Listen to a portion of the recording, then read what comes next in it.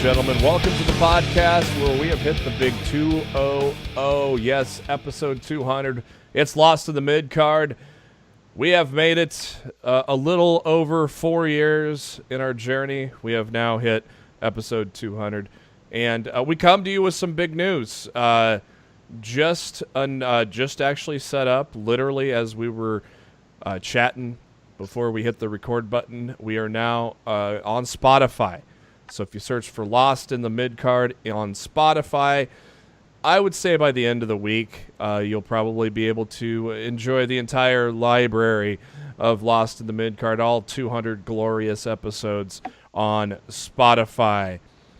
We got a lot to talk about. We got a little special segment. We used to do these kind of special segments when we did pay-per-view shows, but now that we don't really do the pay-per-view shows anymore, we have a real good fun special segment for you to celebrate episode 200. We'll do that at the tail end. Lots of news to cover, lots of AEW to cover, and also we will give you our predictions for the WWE pay-per-view this weekend, Elimination Chamber. We got a lot to get through, so let's get right to it. And thank you to SpiderDuck.net for being our host, enabling us to be on iTunes, Spotify, and any of your favorite podcasting apps. All you have to do on any of those is search for Lost in the Midcard. Hit that subscribe button. That way you know every time a new episode comes your way every Wednesday. And also it enables you to keep your eye out for any special episodes we may do from time to time. Say, we get the shit shocked out of us at Elimination Chamber, and we're all hyped to record. We may do so. We may have some breaking news that we don't want to wait until Tuesday night to talk about. Hey, we may jump on and have a quick episode. You never know. So subscribing is the best way to keep yourself up to date when new episodes hit.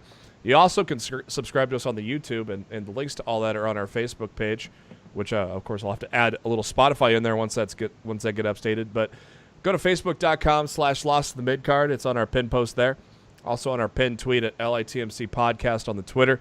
Follow us, give us a follow on that Twitter as well, as we share a lot of great wrestling tweets from around the world, as there are some funny guys and gals in the professional wrestling business. I'm your host, Jeremy Bennett. You can find me on the Twitter at JB Huskers, as always. My co-host, he is on the Twitter at Raw F Showtime. It is Mr. Matt Black. Matt, how you doing? I'm doing, man. Happy 200. Happy 200, man. We made it. How about that? You know, it's crazy, isn't it, that we've been doing it that much. I mean, I don't know how many hours it's been. I think I did add up the hours. It's probably a lot of hours of content, my friend. I got one folder that's got all the mastered audio, and so I could just highlight all and hit properties and let it count for a few minutes, and I could see. I think I did that for episode 150. I didn't.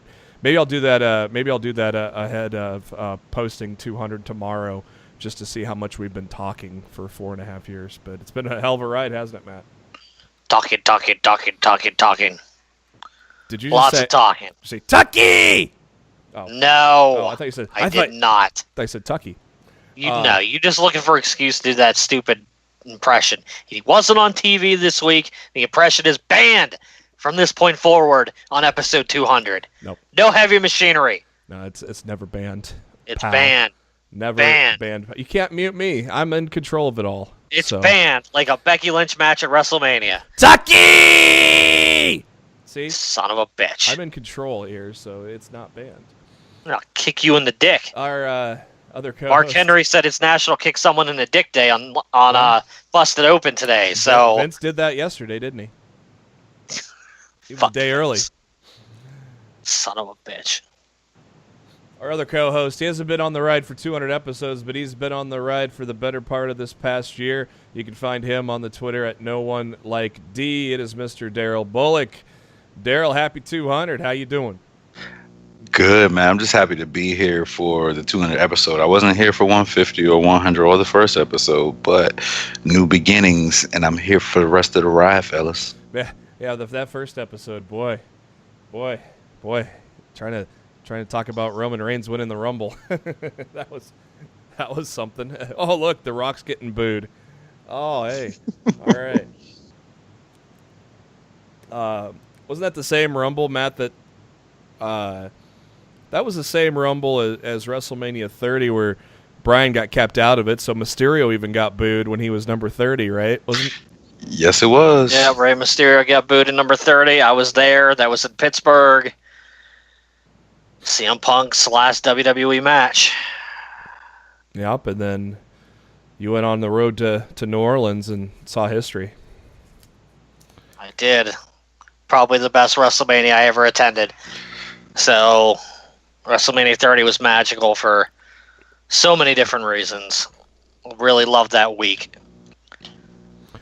On last Thursday, there was a little party by the pool at the MGM Grand in Vegas for AEW's Double or Nothing ticket announcement party. Little longer show than the first one, and I tell you what, guys, it was a hell of a time, wasn't it?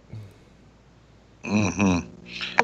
Very enjoyable hour plus of AEW entertainment. I mean, yes. This isn't even a television show, but at the same time, these ticket things kind of feel like one, don't they? I mean, you get storyline progression, you get surprises, you get debuts. It's just like TV, but it's not TV. It's kind of cool to see these things, isn't it? Yeah, it is. It's pretty great. Cody, Change. I love wrestling right now. Cody came out to kick us off, and wow, these thumbnails suck. These thumbnails are not correct on YouTube, by the way. So I'm a little. I'm still at the pre-show where hey, MGF did show up to talk to Turkey Tits, and then Conrad banned him from Starcast. He did. He's banned. Oh my God, Turkey Tits. Conrad won't put up with MJF's bullshit like Cody does.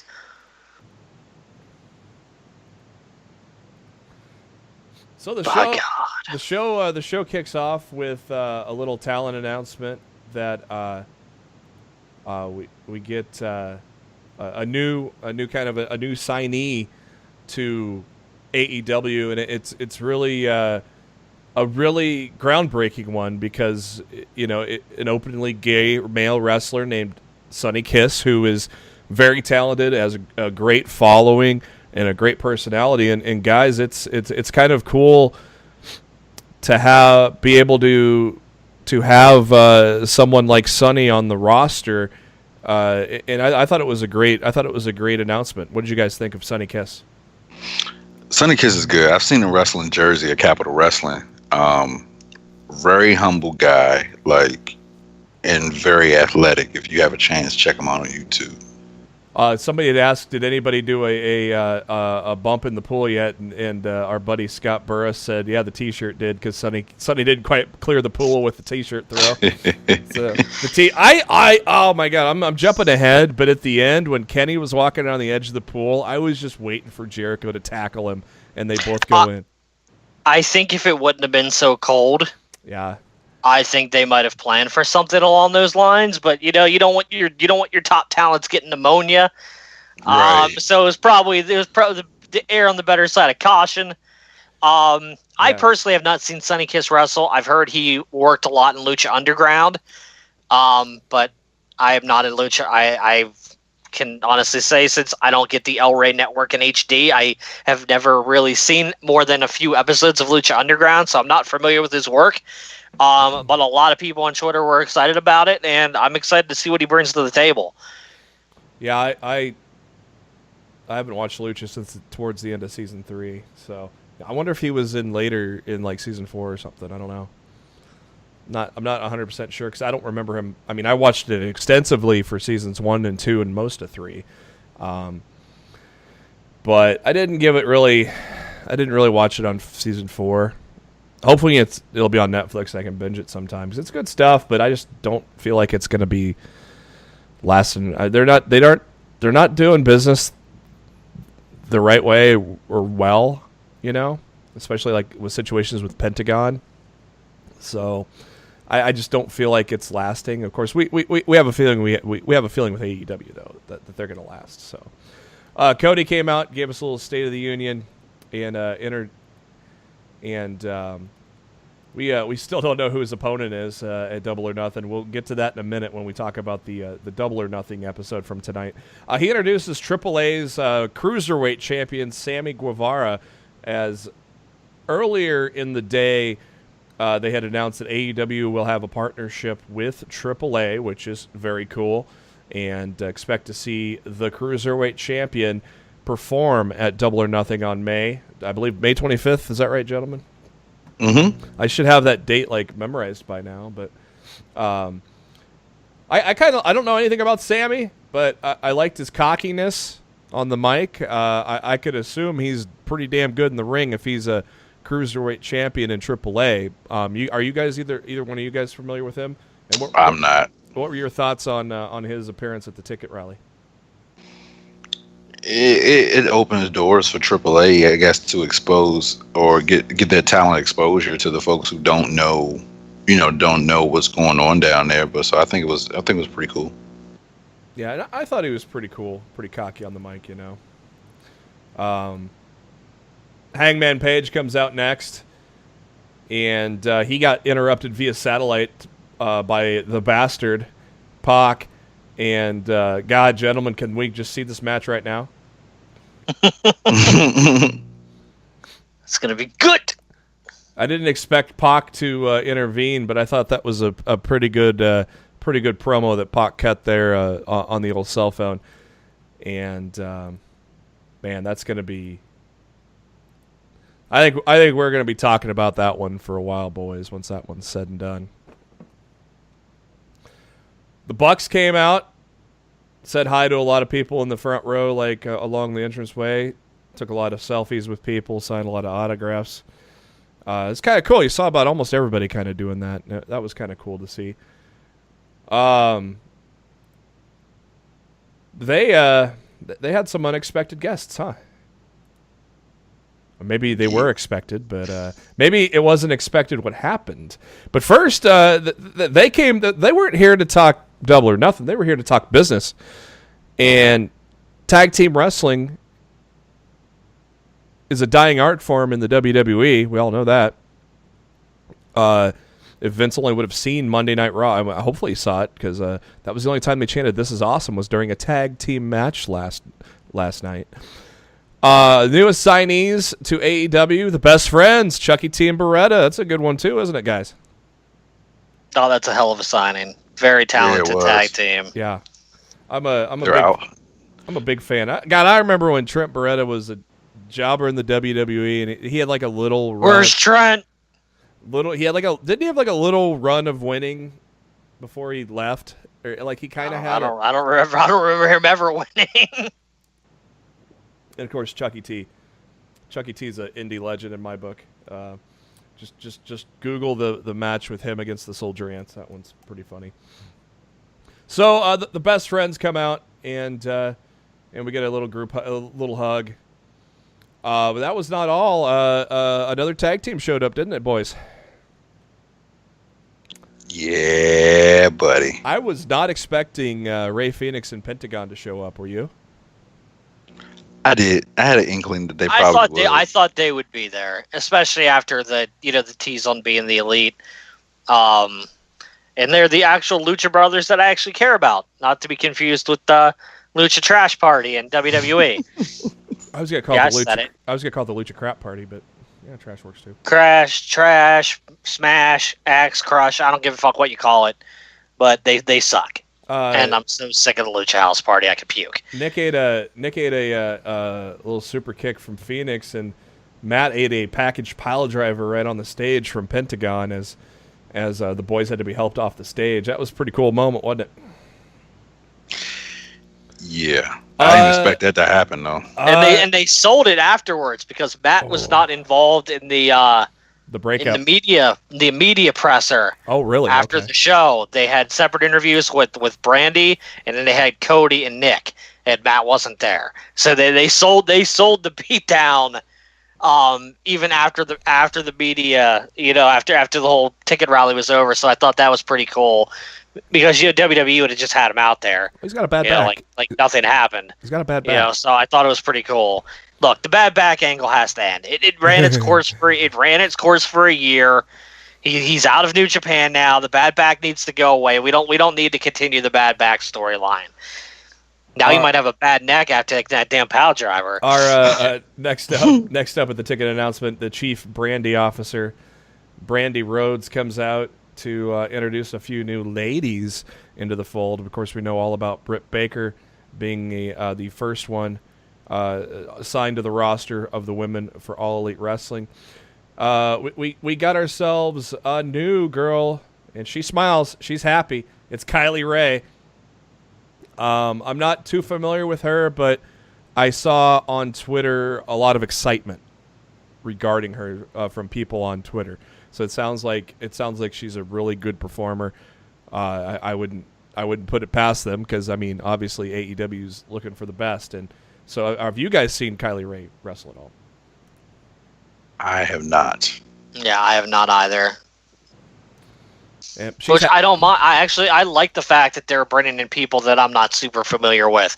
I like that this roster is going to be a mix of people that that I know and love, and people that I will come to know and love. And because I don't believe that AEW is bringing in any talent that are not going to impress and that aren't going to be able to go. Yeah. So honestly, I'm excited to be introduced to a whole new division of talent that I'm not honestly super familiar with. So I think it's a good thing. Kylie wanted to show off her dress that she got for the event, but it was 45 degrees in Vegas, so the crowd just said take the coat off anyways, and so she did. And that dress looks nice.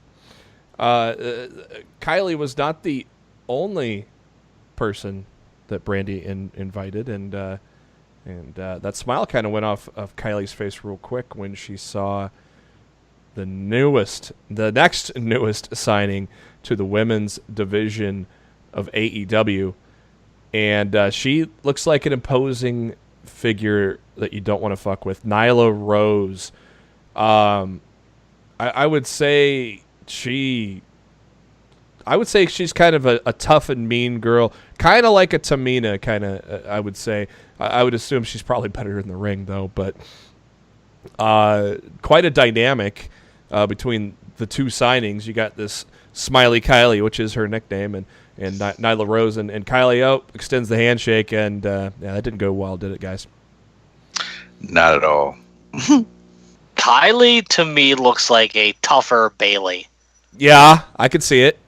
Like Bayley, if Bayley, the character, became more serious and, got a little bigger, I guess, you would say, a little more buffer.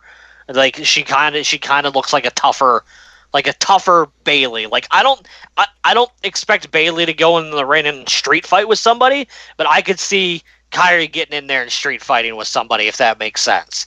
Mm-hmm. So I don't know a whole lot about the other girl. I actually heard that she's transgender. Yes, she is. So that's definitely pushing the boundaries of of wrestling that WWE's never done before, not that I'm aware of anyway. So that's certainly interesting. And you're appealing to a wider demographic with people that it's AEW saying, hey, we accept everybody. Yeah. And I think that's cool as hell, because as long as you can freaking wrestle, I want to see you work. I don't care if you're if you're a guy or girl, you're gay, you're straight, you're transgender. I don't give a flying fuck. If you can get in the ring and entertain me, I think it's gonna be freaking awesome. Yeah, and you are correct. She is a transgender woman, which is extremely rare in the pro wrestling mainstream. And and looking at her history, she was with Covey Promotions, which I've never heard of, and a 3-time champion with that promotion. She made her debut in 2012. She was born in D.C., and that's about all I know about her that I can see so far. So it's kind of cool that you're going to have these hidden gems. So Excalibur comes out, and I did not realize his Twitter handle is Shut Up Excalibur. That's funny. He brings out, of course, SCU. I think those guys are a little bit over. There's kind of an. Oh, speaking of which, Matt will agree with and be happy about. The audio much better at this event. You can hear the crowd. So much better. So much better. The crowd was hyped for. Not only was the audio better, the video quality was a lot better too. Yeah. I definitely don't want to forget to say this. Production overall for the ticket rally compared to their initial rally in Jacksonville was night and day. I thought for the most part the production was beautifully done. There was a hiccup here and there, but for the most part, man, like I was very impressed. We learned that it's going to be SCU in a 6-man tag at Double or Nothing against some of the best talent from China. OWE, including I can't remember the guy. He's a legend though. I can't remember what Sema. That's right. Daniels has obviously been all around the world in his career. So and China and Japan have been big parts of his stops. And man, this was cordial, unlike some of the other face-to-faces. But seeing SCU take on some of the best from OWE, that's going to be a treat, isn't it, guys? Yeah, that's gonna be pretty awesome. Part of me, selfishly, wanted OWE's first presentation in an AEW ring to be all OWE talent. Kind of like like a cruiserweight showcase that you would get on Nitro, or whatever back in the day. I'm very curious to see how their style. Because their style that they run over there is so different than the style that we're used to seeing here in the States. I'm very interested to see how the style from OWE is going to mix with the style of SCU. And it's definitely, at the same token, styles make fights. And this could be a hell of a freaking match. Yeah. But, like as I said, selfishly, I would have liked to see OWE versus OWE for the first time in America. But this definitely is not going to. This is definitely not going to disappoint. I think it's going to be really freaking good. Well, New Japan didn't cut out this pre-taped video of the wedding planner app counting down from 10. Little jab at New Japan for cutting out the Wrestle Kingdom video. But who is it? Oh, it's Kenny Omega. A new foe has appeared. Challenger approaching. And the cleaner. Yeah, I love the Smash Brothers reference there. Yes. I thought that was cool as hell. I'm a big Smash Brothers guy. Is the cleaner just not have new music, or is he going to use the Warriors Cry? He came out to the Warriors Cry. I think his current entrance music might be owned by New Japan. Yeah, I think it is. So he might have to have a new track in time for Double or Nothing. I don't think he's going to come out to Warriors Cry then, but I think it was very evident, to me anyway, that he does not own that theme, and that they're going to have to put together a new theme for him in time for Double or Nothing. So, but yeah, dude. So I'm so happy to see Kenny there. Everybody that thought he was going to WWE. Ha ha ha ha ha. I actually want to bet off of that. Dude, look, if anybody's been listening to Lost in the Midcard for the last several months, we told all of y'all. We told you over and over and over again. Kenny Omega was not going to WWE, that Kenny was going to go where his friends were going, and as soon as AEW was made official on January 1st, we told the world that Kenny was all elite. Yeah. It didn't happen. And you heard it here first on Lost in the Midcard. That's why you have to listen every week. We tell you things that happen before they happen. Oh, but he's gonna be in the Rumble, just like AJ Styles. He's gonna be in the Rumble. Shut up, Mark. Oh my God. So Kenny, of course, acknowledged the fact that he had options and said there was no other choice than to come to All Elite Wrestling, and of course, the graphics kind of broke some news too, as Kenny is also an executive vice president for the company as well. So very cool to see that he will be on the business side of things as well. I'm sure it's something he's always wanted to do. I just have a feeling that that's something he's really, strived to kind of help create, and that's what he's going to do, hopefully for many years to come. Well, we thought that was the end, but we had an interruption here, boys, didn't we? A little Judas by Fozzy interruption. I would have been shocked if he wouldn't have been there. Yeah. He's a big part of the company. To me, it just would not have made sense for him not to be there.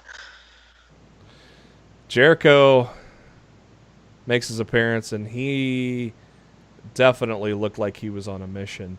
And I think that mission was,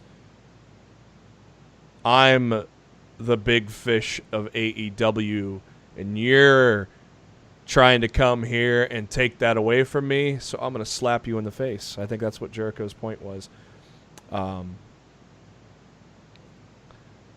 And a lot of people came out to break up that little fight. Cody, SCU, Billy Gunn, and they did get them separated. And Kenny bid us adieu. Goodbye and good night. Bang. And as he's at the edge of the pool, high-fiving the fans, I was just waiting for a tackle spot. Jericho in the pool. Just waiting for it. But it didn't. Also to mention, the fourth executive vice president of All Elite Wrestling, right. Kenny Omega. The board. To me, I see exactly what Tony Khan's doing. And it's absolutely brilliant. Because if you look at it from a business point, he can't give independent contractors corporate health care. But if you're working for the corporate company, as well as being an independent contractor, I think I can give you health care. Yep. So all these wrestlers, like the bigger name wrestlers that are getting positions within that company, not only, are they getting, the wrestler pay, but they're getting, spots, full-time spots in the company office as well, and to get health care, I think it's fucking awesome. So you mean Christopher Daniels can get his like teeth fixed? That appointment's next week. Yes. Sean 30 days. Sean Ross Sapp from Fightful just tweeted out, shout out to the WWE wrestler who called a fake story slice news instead of fake news. I appreciate that. I retweeted that shit. That fucking, I fucking lost it. Y'all know how I feel about Slice. Oh, they're trash. So to see the people bashing on that idiot, it makes my fucking day. I don't know how they makes my day. And yeah, but yeah, that was hilarious. That was fucking hilarious. Sean Ross Sapp's a good dude. Yeah, I really enjoy his work on Fightful. Quickly becoming one of the better websites out there to get legitimate pro wrestling news that is legitimately broken there. It's sourced. It's legit. It's not people stealing news. So it's not like all those other dirt sheet sites. There's a handful of sites that I go to daily that I legitimately trust that get their stuff from credible sources, and Fightful is definitely one of them. Really good group of guys over there. I enjoy their work immensely. Definitely would recommend them if you're looking for a place to get your wrestling or MMA news. As JB said, they're good. They're good people over there. Being the Elite, episode 138 dropped on Monday, entitled Alpha and Omega. Actually, it dropped Sunday night. Oh, did it? Nice. They dropped it early because of the seating map being in there. They wanted that out before the pre-sale went up. Good point there. They're at the Super Bowl. Thanks, Tony. We see a play from the Super Bowl, and we see Cody walking down the aisle, and there's Nick and Matt clapping, and Arthur and Trevor got Super Bowl tickets. Oh my! Hey, fucking get that shirt off! This was great because basically they told Nick that he had to take his shirt off and turn it inside out because it was a Jacksonville Jaguars shirt and they're not in the Super Bowl. Take that shit off. We're very insecure. Now, Arthur. Oh my God. Total dig at the WWE. That was fucking hilarious, wasn't it? It was a hilarious skit without blatantly telling you what it was about. If you're in the know, you know what it was for. If not, it was just a funny bit. So I mean, it was great. It was I loved it. I think I'm trying to figure out who Arthur and Trevor are. And Kaz and Cody. I think Arthur or Trevor is Kaz. Mm-hmm. I don't know if that's because I saw Cody. I think it's CD. I think it's CD and Kaz. Mm-mm. Arthur's Cody in that bit. You think so? You could hear it in his voice. Because Cody was walking towards the camera. Well, I guess he could have gotten up to there within the time they panned over. Turn that shit inside out. We're insecure. I wonder several times if they actually switch who's who. I wonder if they add the fingers in post production. Mm-hmm. So I wonder they can do it with whoever they can do it with whatever they want. They can just dub the audio over it. I've often wondered if they do that. Yeah, I picked Cody. I picked Cody out initially. Like, it's amazing how they got Super Bowl tickets though. Now, Arthur. Did you guys notice something on the title, the title music this week? Something new? Did you notice something?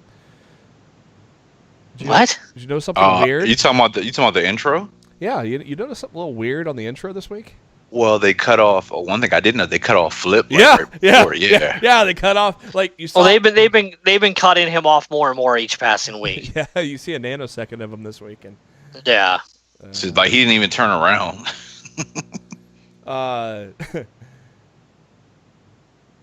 Well, Matt and Nick are at it again at the airport, and this time they're in Atlanta, GA. They posted a little tease Badge Street. They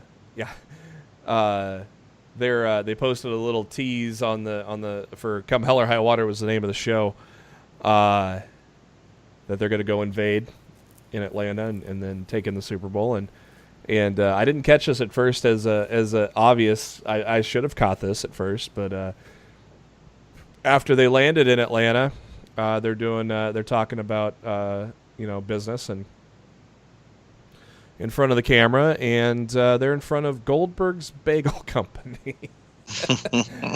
I should have known. Matt, they totally are teasing like mad right now. And then they pan up to the sign afterwards. I didn't even catch that. They walk away from the camera and they kind of pan to the little circular sign that you'll see at airports. Yeah, that's funny. We're on Cody's back porch, I think, is where we're at, and Kaz and Scorpio enjoying a little wine and beer, along with some American Rebel cigars. And Cody referenced Hangman for a minute, but we never saw him on camera ever. I was expecting, because it's kind of chilly. They were wearing jackets, and Cody's got a long sleeve shirt on.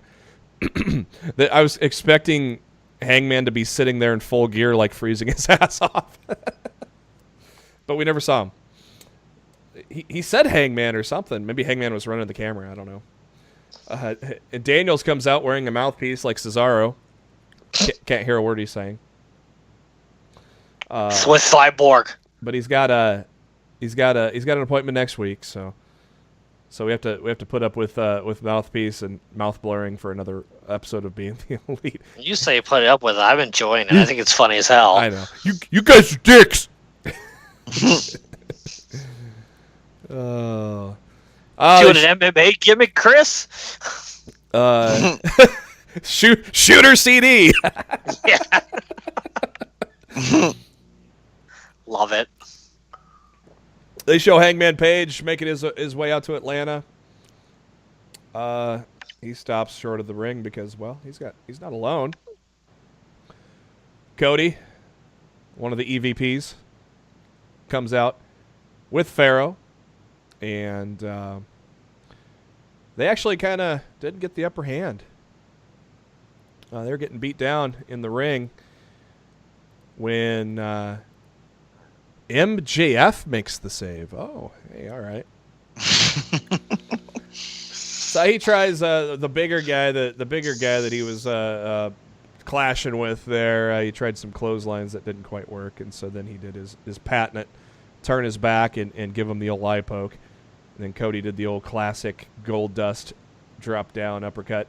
The funny thing about this thing, guys, was the fact that in the background, set up, you could meet WCW star Glacier at the show.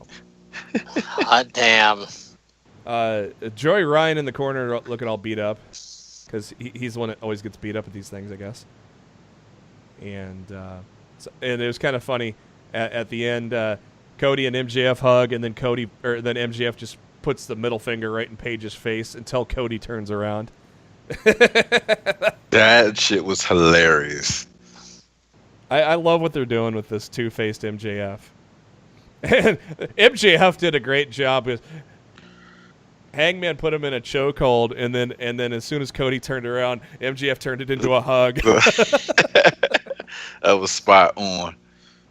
And then they MJF. And then they put Joey Ryan up on. I wish to admit defeat at this point that I do not think we're getting Cody and MJF at Double or Nothing. I didn't think we were. But I did. Just the based on the last 2 weeks of the road to Double or Nothing, it's not happening. I said it right away that I didn't feel like it was going to happen. I think that's going to get stretched out for a long time. Joey Janela tries farming. Did that work out? Not at all. Both of his eyes are now covered with eye patches because, well, he fireballed himself. He even botched the fireball this week because, well, he can't see. And he also lost a fight with a ram or with a goat who was ramming him right in the near crotch area. Maybe he should have. Maybe Janela should have some sparring sessions with Smokin' Joe Frazier to help him fend off that goat next time. We'll get Matt Hardy on the line and see if he can do that. And then we got a shot of a pig doing a bucket while the other pig's trying to do the other pig. That was a great shot. Joey tried driving a tractor and, well, he wrecked it, and then tried the fireball, and that didn't work either. So, yep, farming ain't gonna happen. We cut back, and the Bucks and Cody are giving Joey Ryan the business because they're getting tired of having to save his ass all the time. It's getting expensive flying all around the country saving his ass. Poor Joey. He just had to sit there and take it. And he said he'll apologize. He apologized and tried to do better. But God, it was only 5 seconds later, and the cameraman took him out. That was hilarious. That was a funny bump. And then I thought it was, just going to be accidental bump, and he just drops because no, the cameraman started stomping on him too.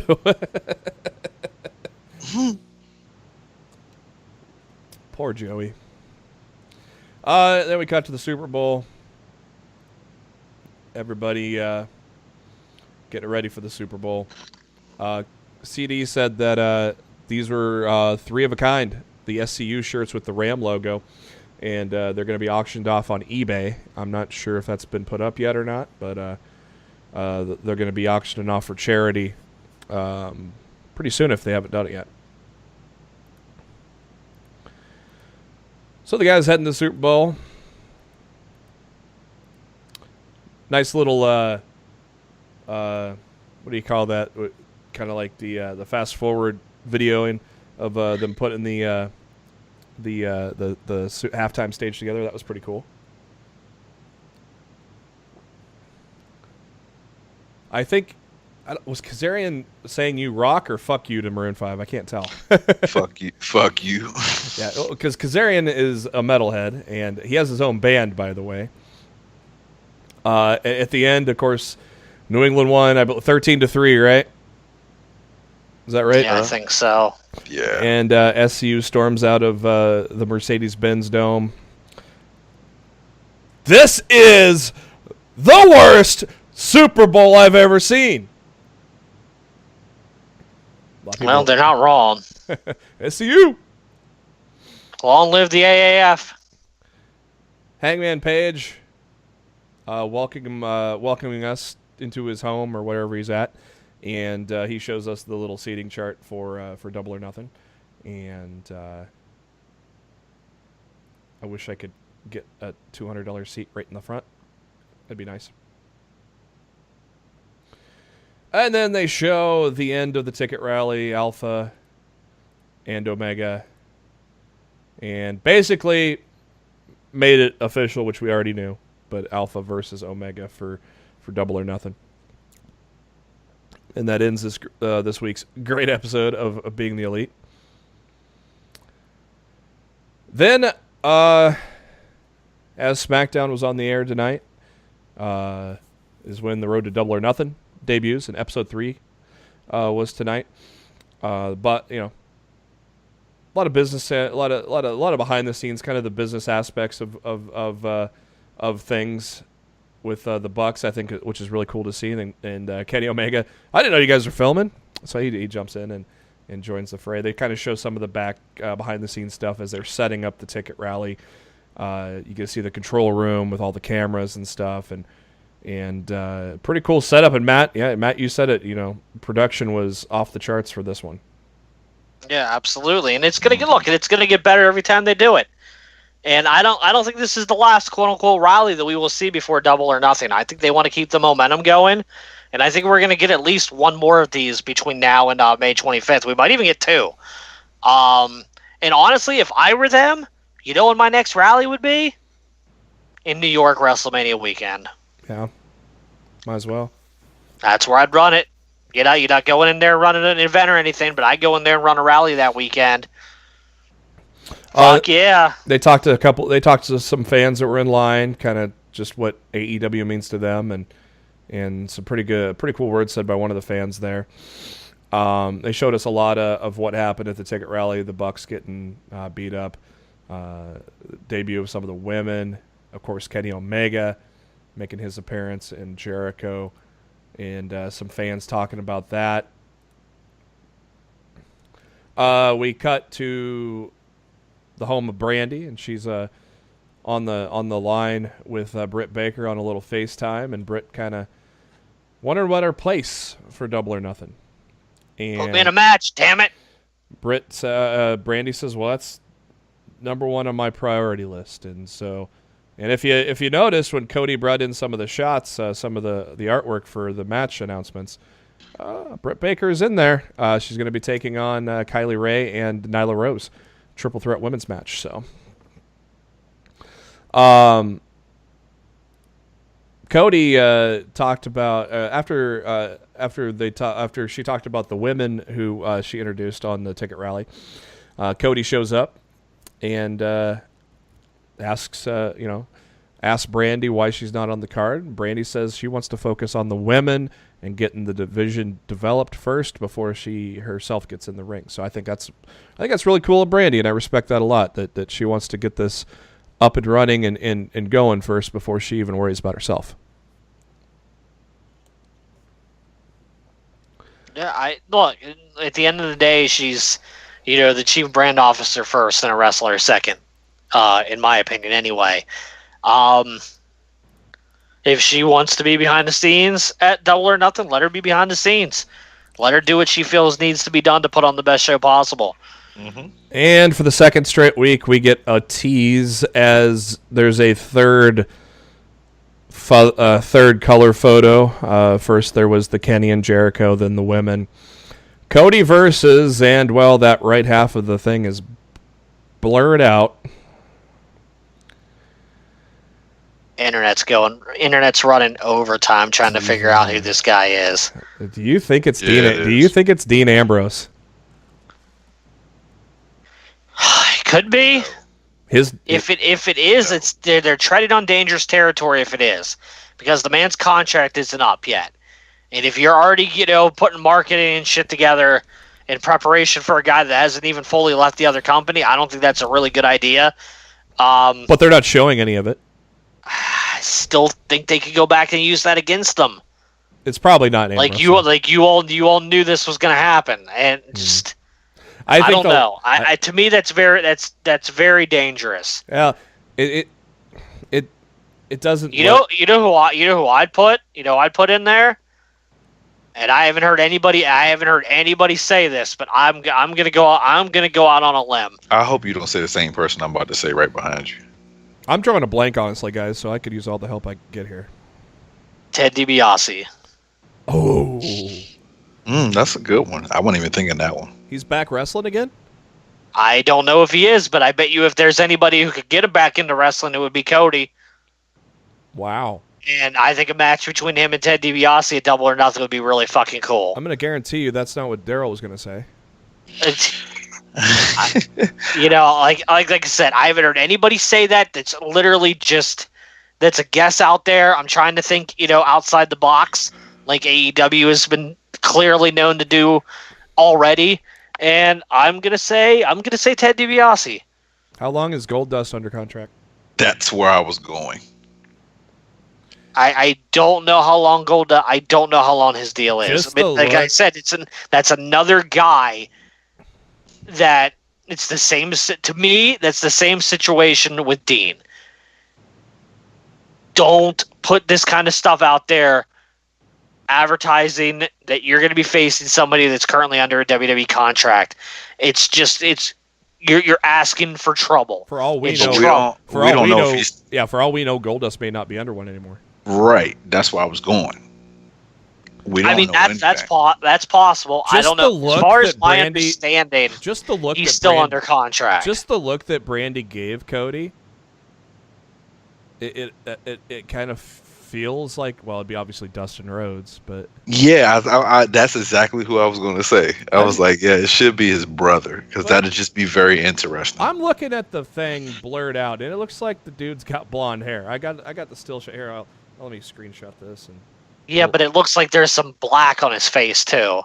It's very hard to tell by the photo, and that any blur could easily be doctored to throw off the scent even more. Yeah. For all you can look at that photo. That could be bald. That could be Ryback.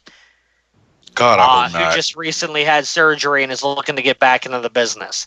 I don't know, but it could be. Maybe it's fucking Sami Callihan. I just sent you guys the screenshot, and unintentionally, I did not mean to get Cody's dick in there. Sorry. But wow. Cody's dick is in there. Like I said, it could be Sami Callihan. That black that you could see in the image could be part of Callahan's mask. So she's like, really? You want to go in the ring with that psycho? I'm like, I don't know. Is that what she said? No, just the look she gave, like, really? Like, she just gave him a look when he handed her that, or when she got to that photo. Like she had a look of disgust. I don't know about disgust, but like, just like, really? Or it was more like a sense of disbelief, like this really happening type deal. She gave him kind of the eye roll there. Yeah, that's why I said her brother. That's why I said his brother. Yeah, like, brother why not? Fits. Ted fits too, then. Yeah, he does. I thought he was done for good. That'd be cool. Done with WWE doesn't mean done for good. No, I meant done with pro wrestling. I don't think he even did it anymore after that. I'm just saying it's a possibility.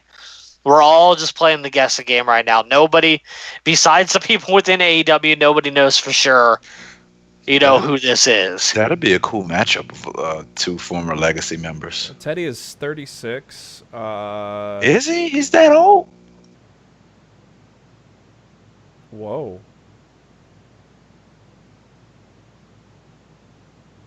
He made a wrestling appearance in 2013. Nothing since.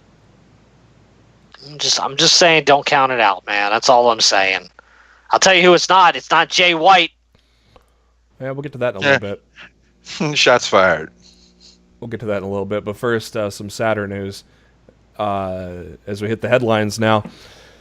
Former WWF champion Pedro Morales passed away this morning at the age of 76. And the passing was first announced by former WWF announcer Hugo Savinovich. And Morales had been battling Parkinson's disease over the past few years. A extremely popular competitor, a loved babyface. I remember seeing Kaz post this morning that like his first ever wrestling event, he saw Pedro Morales wrestle Bob Orton, and kind of that's where his love for the business got started. So I thought it was kind of a cool story to share. WWE released the following statement. WWE is saddened to learn that Hall of Famer Pedro Morales has passed away. Native of Carabaleba Island in Puerto Rico, Morales moved to New York in his youth and debuted in the ring in 1959 at the age of 17. After establishing his reputation as a fiery competitor in the WWE on the East Coast, he traveled west to the territories in Texas and California, where he competed for much of the 60s. In California, he battled the Destroyer in a famous rivalry and formed a popular tag team with Pepper Gomez. Returned to the WWE in 1970 and captured the championship from Ivan Koloff at MSG. And he spent nearly 3 years as WWF champion at the time. Before our time, but have any of you guys watched anything from Pedro Morales? He had retired in '87, so maybe I remember him vaguely on the tail end of his career, but I didn't watch anything like in the past from his heydays. Have you guys seen anything from him? When I was younger, like my uncles would put like old VHSs of that he be included in matches. Like I haven't seen like anything like, I won't say great, but I won't see like big matches. I just saw him, as my uncles just showing me about wrestling for the most part. Pretty much the same on this end. Like I definitely know the name, and I saw bits and pieces of him, but nothing substantial from his career, because it was really just before my time. Yeah. From around the wrestling industry, Ric Flair said, "My friend Pedro Morales, who I've had the honor of working with twice, will always be remembered for you saying, 'I'm ready for any kind of action.'" Tommy Dreamer said, "Man, bummed hearing of Pedro Morales passing. Triple Crown WWE champion, amazing babyface fire. Celebrate his greatness. Watch his career on the WWE Network." Iron Sheik, one of the best ever. The Pedro Morales, excellent worker, excellent babyface, excellent businessman, excellent human being. Rest in peace, my brother. Bully Ray, growing up a WWF fan, he was my IC champ and as fiery as any babyface as any. So some great stuff from wrestlers there all around the wrestling industry. And as Matt mentioned just a couple minutes ago, something very rare in New Japan has happened. A title switch very quickly after the last one, as Switchblade Jay White defeated Hiroshi Tanahashi to become the new IWGP Heavyweight Champion in Osaka, Japan on the morning of the 11th. And he is the first New Zealand-born professional wrestler to hold the championship. And, of course, we all knew the push was coming when he was getting wins over Okada. We all knew it was happening, and here it is, boys. I care more about blind dragonflies in the springtime than I do about this shit. Well, he said about as well as I could have. Yeah, well, it's like, man, are they really trying that hard after the loss of the Elite? Oh, it's my understanding that the Tanahashi was never in the plans to win the championship to begin with. Right. And the plan was that Kenny was going to retain at Wrestle Kingdom and go on to face Okada at the G1 Supercard in Madison Square Garden.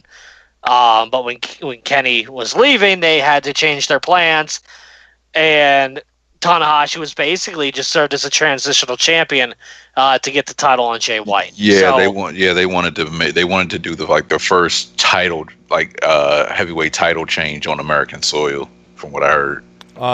You think Okada getting it back at G1? It's possible. I wouldn't be surprised. I mean, but It's hard to care either way, to be perfectly honest. yeah. Yeah, we're all about AEW now, aren't we? It's just I don't care about Jay White. And Okada's had the title about 100 million times. Yeah. You know, and I'm not even talking about title range, just how many days he's held the damn title. A lot. You know, it's just like I just don't care. Like really, a lot of the stuff that I really loved in New Japan was wiped away when the Elite left, and the Bullet Club is a shell of its former self. Yeah. And I just can't get into their stuff anymore. And look, they've got some great talent in New Japan. There's definitely a lot of wrestlers there that I like. But there's no stories right now that are really compelling me to want to tune in on a weekly basis anymore. And what's odd is the fact that the Bullet Club leadership got passed several times. Finn Balor to AJ Styles, and AJ Styles to Kenny Omega. You know, Adam Cole was in there for a while, and the Bullet Club still was relevant. Now it's just like that torch got passed again, and it's like, who's left? You know, it's kind of hard to. If they were smart, they would have just gave it to fucking Tama Tonga and called it a damn day. That's how you could have kept the Bullet Club relevant. Yeah. Mike Johnson, PW Insider, has confirmed that Batista has met with WWE officials in Connecticut last Thursday. Batista is currently 50 years old and last appeared at SmackDown 1000. Of course, there was a tease of a match against Triple H because, of course, Batista said that Hunter had never beaten him. So there is that. Batista was signed to be one of the top supporting roles on the revival of Dune. And the plan is to launch Dune into a feature film franchise going forward. They are suggested, they said they're tentatively filming that in March. So it'll be interesting to see what happens because, Batista met with somebody else on a couple of days ago. He hung out with Chris Jericho. I'm guessing AEW may have came up a time or two. Maybe. If you are up in the Atlanta GA area, I guess you'd be down in the Atlanta GA area. A good chance to see some of your favorite NXT stars, as this weekend is where they will be competing for Evolve. Adam Cole and the Street Profits will be heading down there this weekend. Adam Cole and Shane Strickland, yeah, you don't want to miss that one. And then Montez Ford and Angelo Dawkins are going to take on DJZ and AR Fox. Interesting theory online, which actually I would think would be more likely than For Cody? a WWE contracted guy. Batista. Somebody suggested Marty. That makes sense. It makes more sense than somebody under a WWE deal. You know, we all know Marty's deal's up in April with Ring of Honor, and at the same token, I think they're really not afraid of getting into any type of lawsuit with Ring of Honor. No. So I think that would be a safer bet. It could easily be Marty. Yeah, the black hair. You know, and did MJ put MJF's face over Marty's picture? Yeah, he got replaced. Let me examine the pictures you guys sent me. Ratings this week. SmackDown last week took a nosedive, went from 2.13 million down to 1.84 million. That was not good for SmackDown. Obviously, too early to tell about tonight. Total Bellas reached a low for the series, 396,000. Who knows what's going to happen with that show going on? Fail, Bellas, fail. And the Raw Y'all audience... took Rusev and Lana out of Total Divas. You can all kiss my ass. The Raw audience also dropped a hair, only losing about 50 grand, though. Even though the third hour was the best hour, it still brought in the worst. Hot first hour with almost 2.7 million, but it fell down to 2.25 into hour 3. Booker T filed a lawsuit today against Activision, Activision Blizzard, and Major League Gaming Corporation, alleging that the look of a character from Call of Duty Black Ops 4 named Prophet is based on the comic book version of Booker T's former pro wrestling persona, G.I. Bro, that he used in the early 90s when he broke into the business in Texas. The lawsuit, which was filed today in the U.S. District Court, states that Booker T alleges that Activision and other defendants based Prophet on the comic book version of G.I. Bro, which had 2 books released in 2015. Okay. Good luck there, Booker. Yeah, I think this is Booker's fighting a losing battle here. I think he's definitely wasting money that he shouldn't be wasting on this thing. That's just me, though. I think that's both of us, all 3 of us, for that matter. There you go. Well, StarCast is going to be at Double or Nothing, and they are bringing some big names with them. Sting was announced, and just a few days ago, Bret the Hitman Hart also announced, which will happen over Memorial Day weekend in Vegas. Best there is, best there was, best there ever will be. Fox Entertainment CEO Charlie Collier told media assembled for Fox's presentation at the Television Critics Association that SmackDown will be replacing Fox comedies on Fridays this fall, and those shows will be moved to other nights during the week.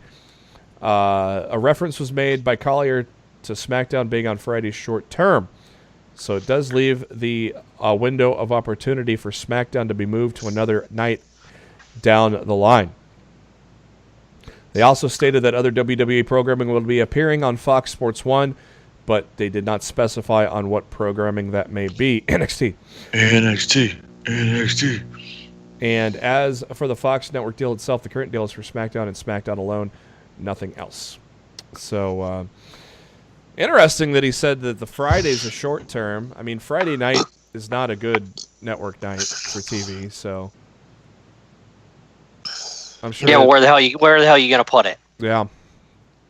I mean, it'd be so stupid to move it to Friday and then move it back to Tuesday. Tuesday Night Wars. I mean, that would just be dumb. That would be dumb as hell. Yeah. And because if you move it to Thursday, then you're conflicted with your NFL Thursday night games. Mm-hmm. You're conflicted with MLB baseball on Thursday nights. Like, I really don't see how they can move it off Fridays. I really don't. It's going to be Tuesday because if you look on Fox on Wednesdays, that's when Empire, and that's when they get one of their highest rated shows. But I just can't see them moving to Fridays and then moving back to Tuesdays. Because at that point, just stay on fucking Tuesday.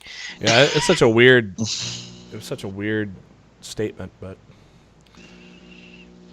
it could have been ill spoken too.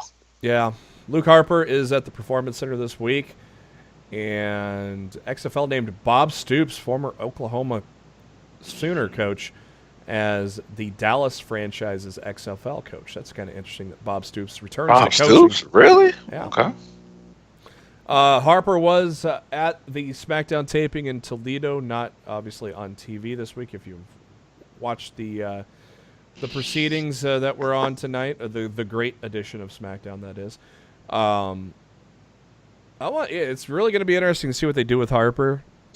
It would have really been interesting if they would have put him in the chamber, or not in the chamber, but in the gauntlet match, like he faced Daniel Bryan at first, with now that Rowan's his heavy.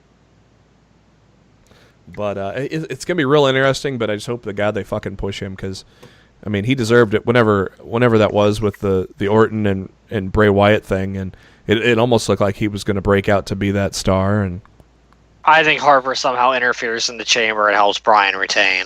Oh, so you think he's going to join Rowan? I think it becomes a stable. Yep. Like the new straight edge society, but for hippies. Mm-hmm. Save the planet.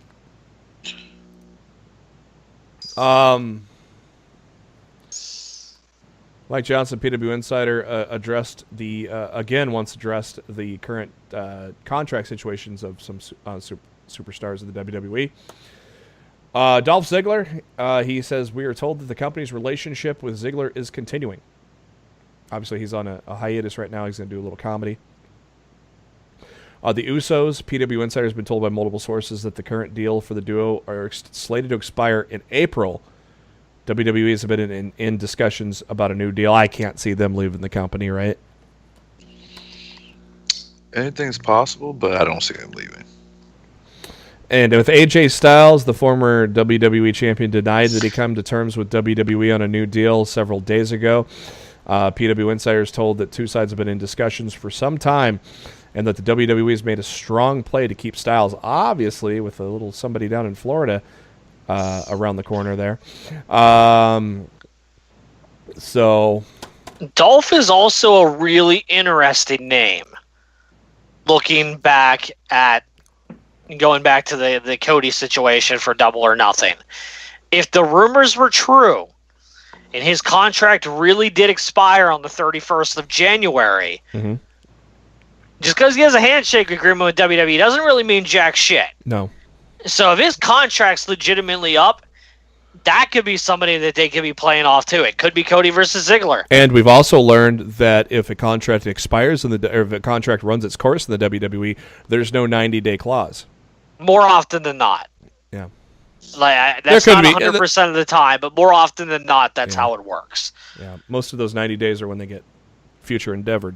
Yes, when you get at any time you get released from your contract before it expires, you're automatically in that 90-day period. If you think Becky Lynch is hot right now, well, her slapping Triple H on SmackDown Live last week ended up being one of the top trending videos of all of YouTube. It sat at number 6 overall on the day after, which was it was posted on. This post was on Wednesday afternoon, so literally 24 hours almost after SmackDown Live, it was still the number 6 trending video of all of YouTube. Congrats to Pat McAfee, who has been working the NXT TakeOver kickoff shows. He is officially now signed with the company, and it all became official on February 7th. Pat said on the Twitter, "Good morning, beautiful people. Today is a pretty massive day for me. I can officially say I'm a WWE employee, a real lifelong dream. Thanks to Michael Cole and Triple H, this opportunity means the world to me. Let's go." And I've enjoyed McAfee on the kickoff shows, so I think it's a great hire for those guys. It wasn't really a surprise to me because honestly, I heard like a month prior that he was signed. We talked about it. I guess maybe shit just got held up or whatever, and he didn't put the I's weren't dotted and the T's weren't crossed or whatever. But yeah, I had heard earlier that he'd signed. So when I heard that he signed again, I'm just like, what is this, a Bram situation? TNA has signed Bram again. I just I didn't know what the hell was going on, but he also appears on Fox as a football analyst, so he'll probably still be able to continue that as well. Snap, tap, or crap. I'll never forget that one.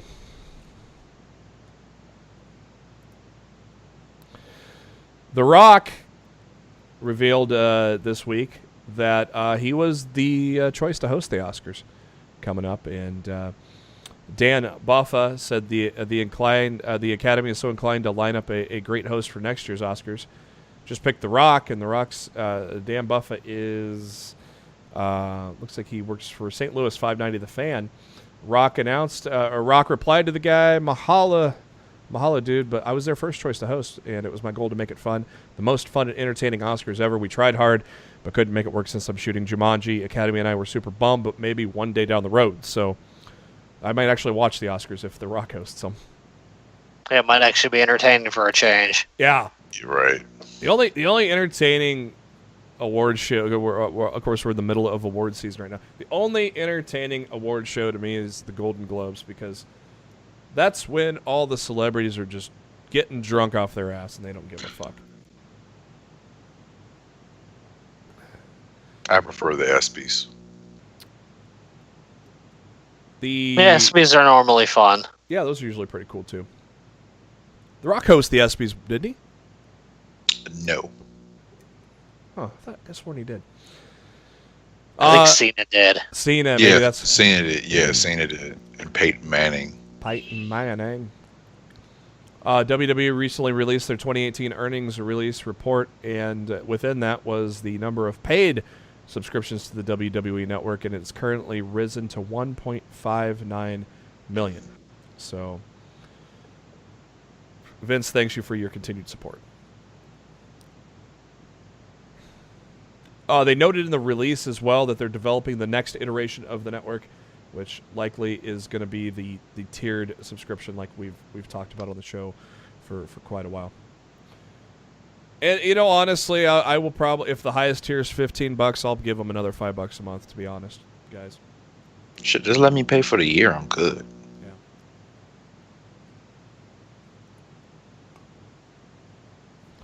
Austin Aries and Sami Callihan been getting it at it in Twitter. Austin Aries decided to pull the curtain back and said, "Break a guy's face to an amateur execution." # moment of the year. He's breaking down all the Impact Wrestling awards, I guess. Ignore and steal 10 minutes of my main pay-per-view match. Time for yourself. # match of the year. Get nobody over but you at your colleague's expense. # wrestler of the year.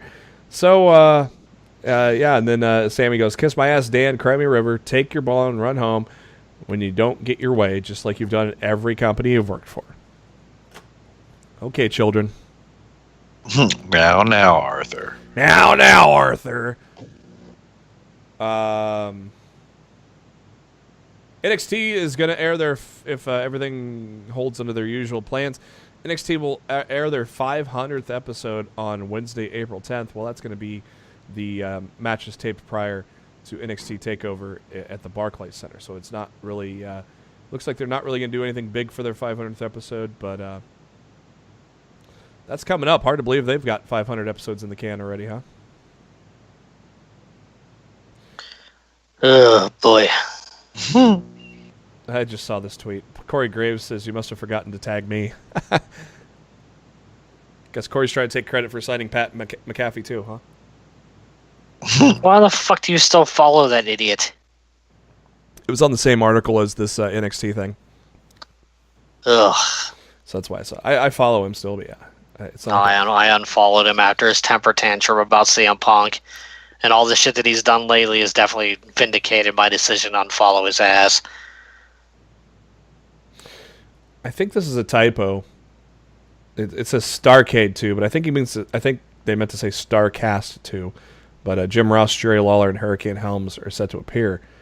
It says Starcade 2, but I think it's Starcast. And I kind of wonder about Helms. I mean, I guess maybe he's allowed to do all that stuff, even though he's an agent. He can still do signings and stuff. I don't see why not. Lawler still does signings and independent dates under his WWE deal. Yeah, And it's not like Hurricane's an on-air television character. Good point. Sanjay Dutt is being inducted into the ZZW Hall of Fame. I didn't know they had a Hall of Fame.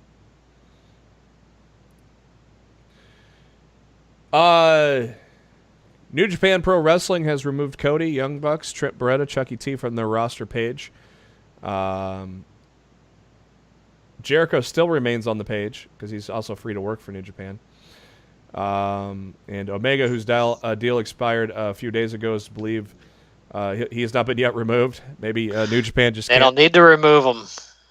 It's in his contract. He can go work he can go do in New Japan if he wants, just like Jericho. Yeah, which is cool. Well, it's another extend of the olive branch from AEW to try to work with everybody. And there's going to be some companies that won't want anything to do with it, but AEW's trying to go about things the right way.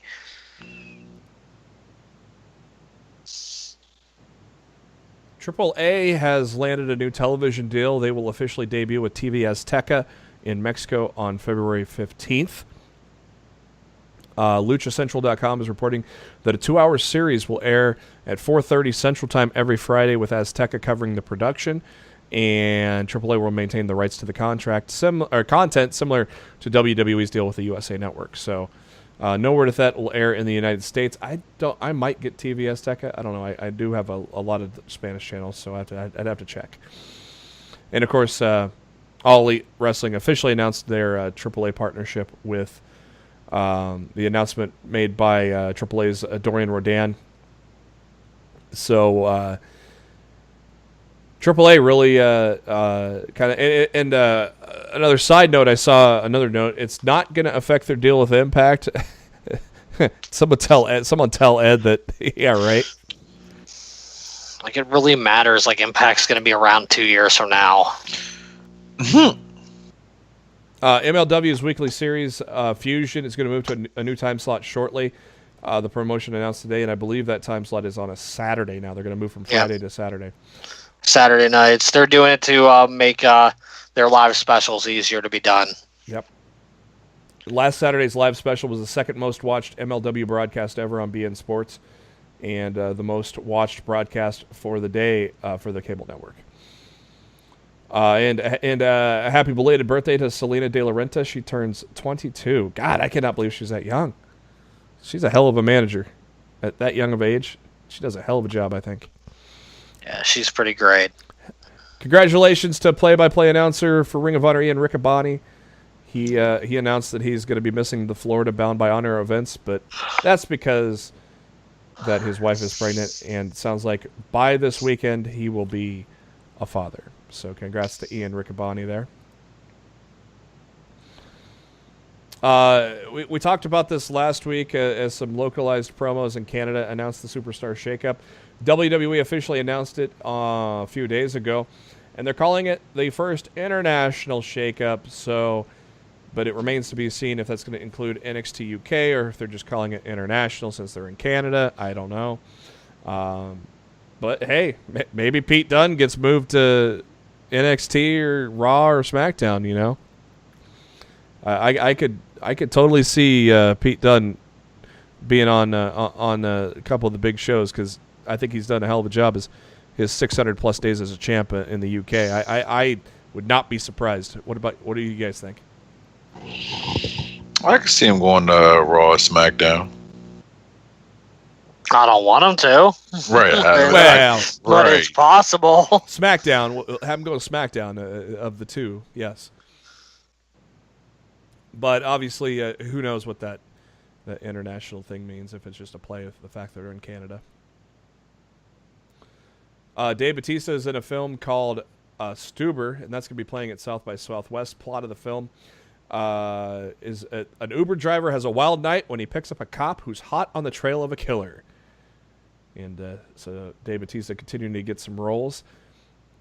Pretty cool story here. TMZ had posted about WWE Raw Women's Champion Ronda Rousey herself and Melissa Rivers, which is the daughter of Joan Rivers. They held an event outside the Didi Hirsch National Suicide Prevention Center in Los Angeles. That Suicide Prevention Center will officially open on February 22nd.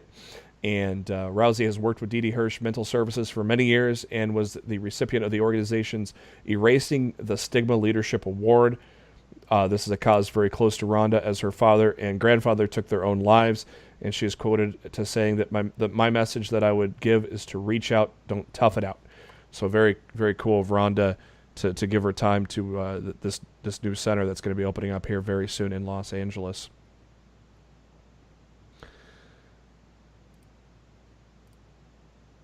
The Rock, he's in a couple movies, isn't he?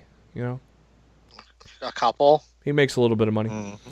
Well, The Rock is getting into the alcohol business now, as he posted on Instagram the other day. And so Rock is going to have his own tequila pretty soon. What? Yeah. 1 tequila, 2 tequila, 3 tequila floor. The Rock. I already got a beer, you son bitch. You don't need to step into my domain. Want 1 beer? What? 2 beers? Rock was posting in front of a bunch of empty bottles and a lot of shot glasses. And you drunk bastard. I think he looks a little drunk, but I can't tell. Holy crap, he's got 131 million followers on Instagram. That's nice. That's nice. I'll drink me some of the Rock's tequila. What? Roman Reigns is going to be coming back to TV soon on a Nickelodeon show.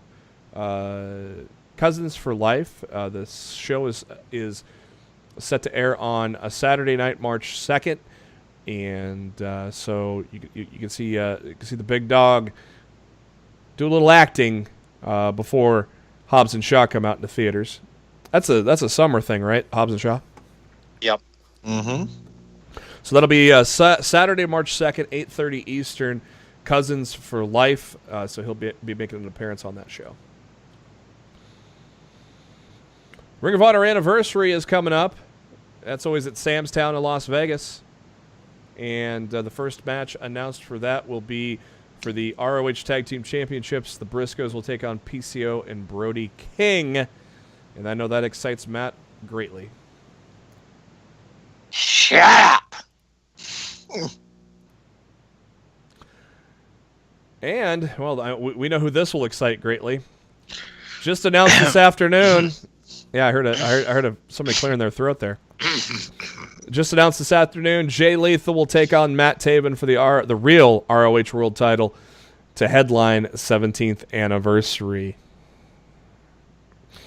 You know, I was like, you know, this feels like it could be a time to take the title off, and then Matt reminded me that MSG is coming up, and I'm like, yeah, you're right. Sorry about your damn luck, Darryl. He's going to win, damn it. Wait, I still have Honor Club.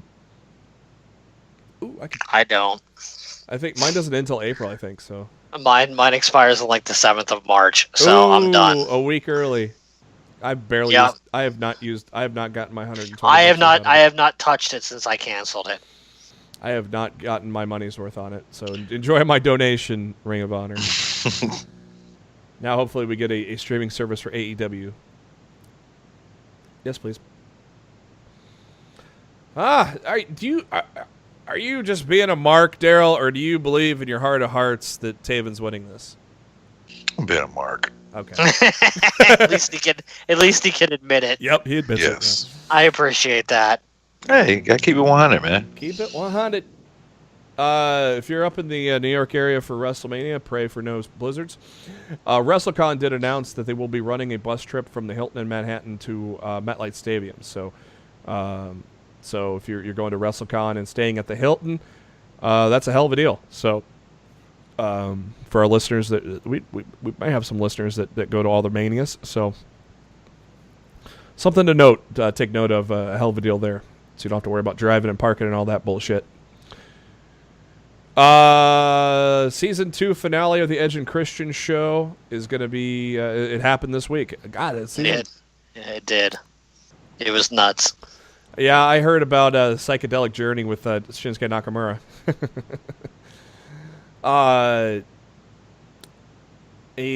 Also a brand new Mark Henry documentary is going to be set to debut.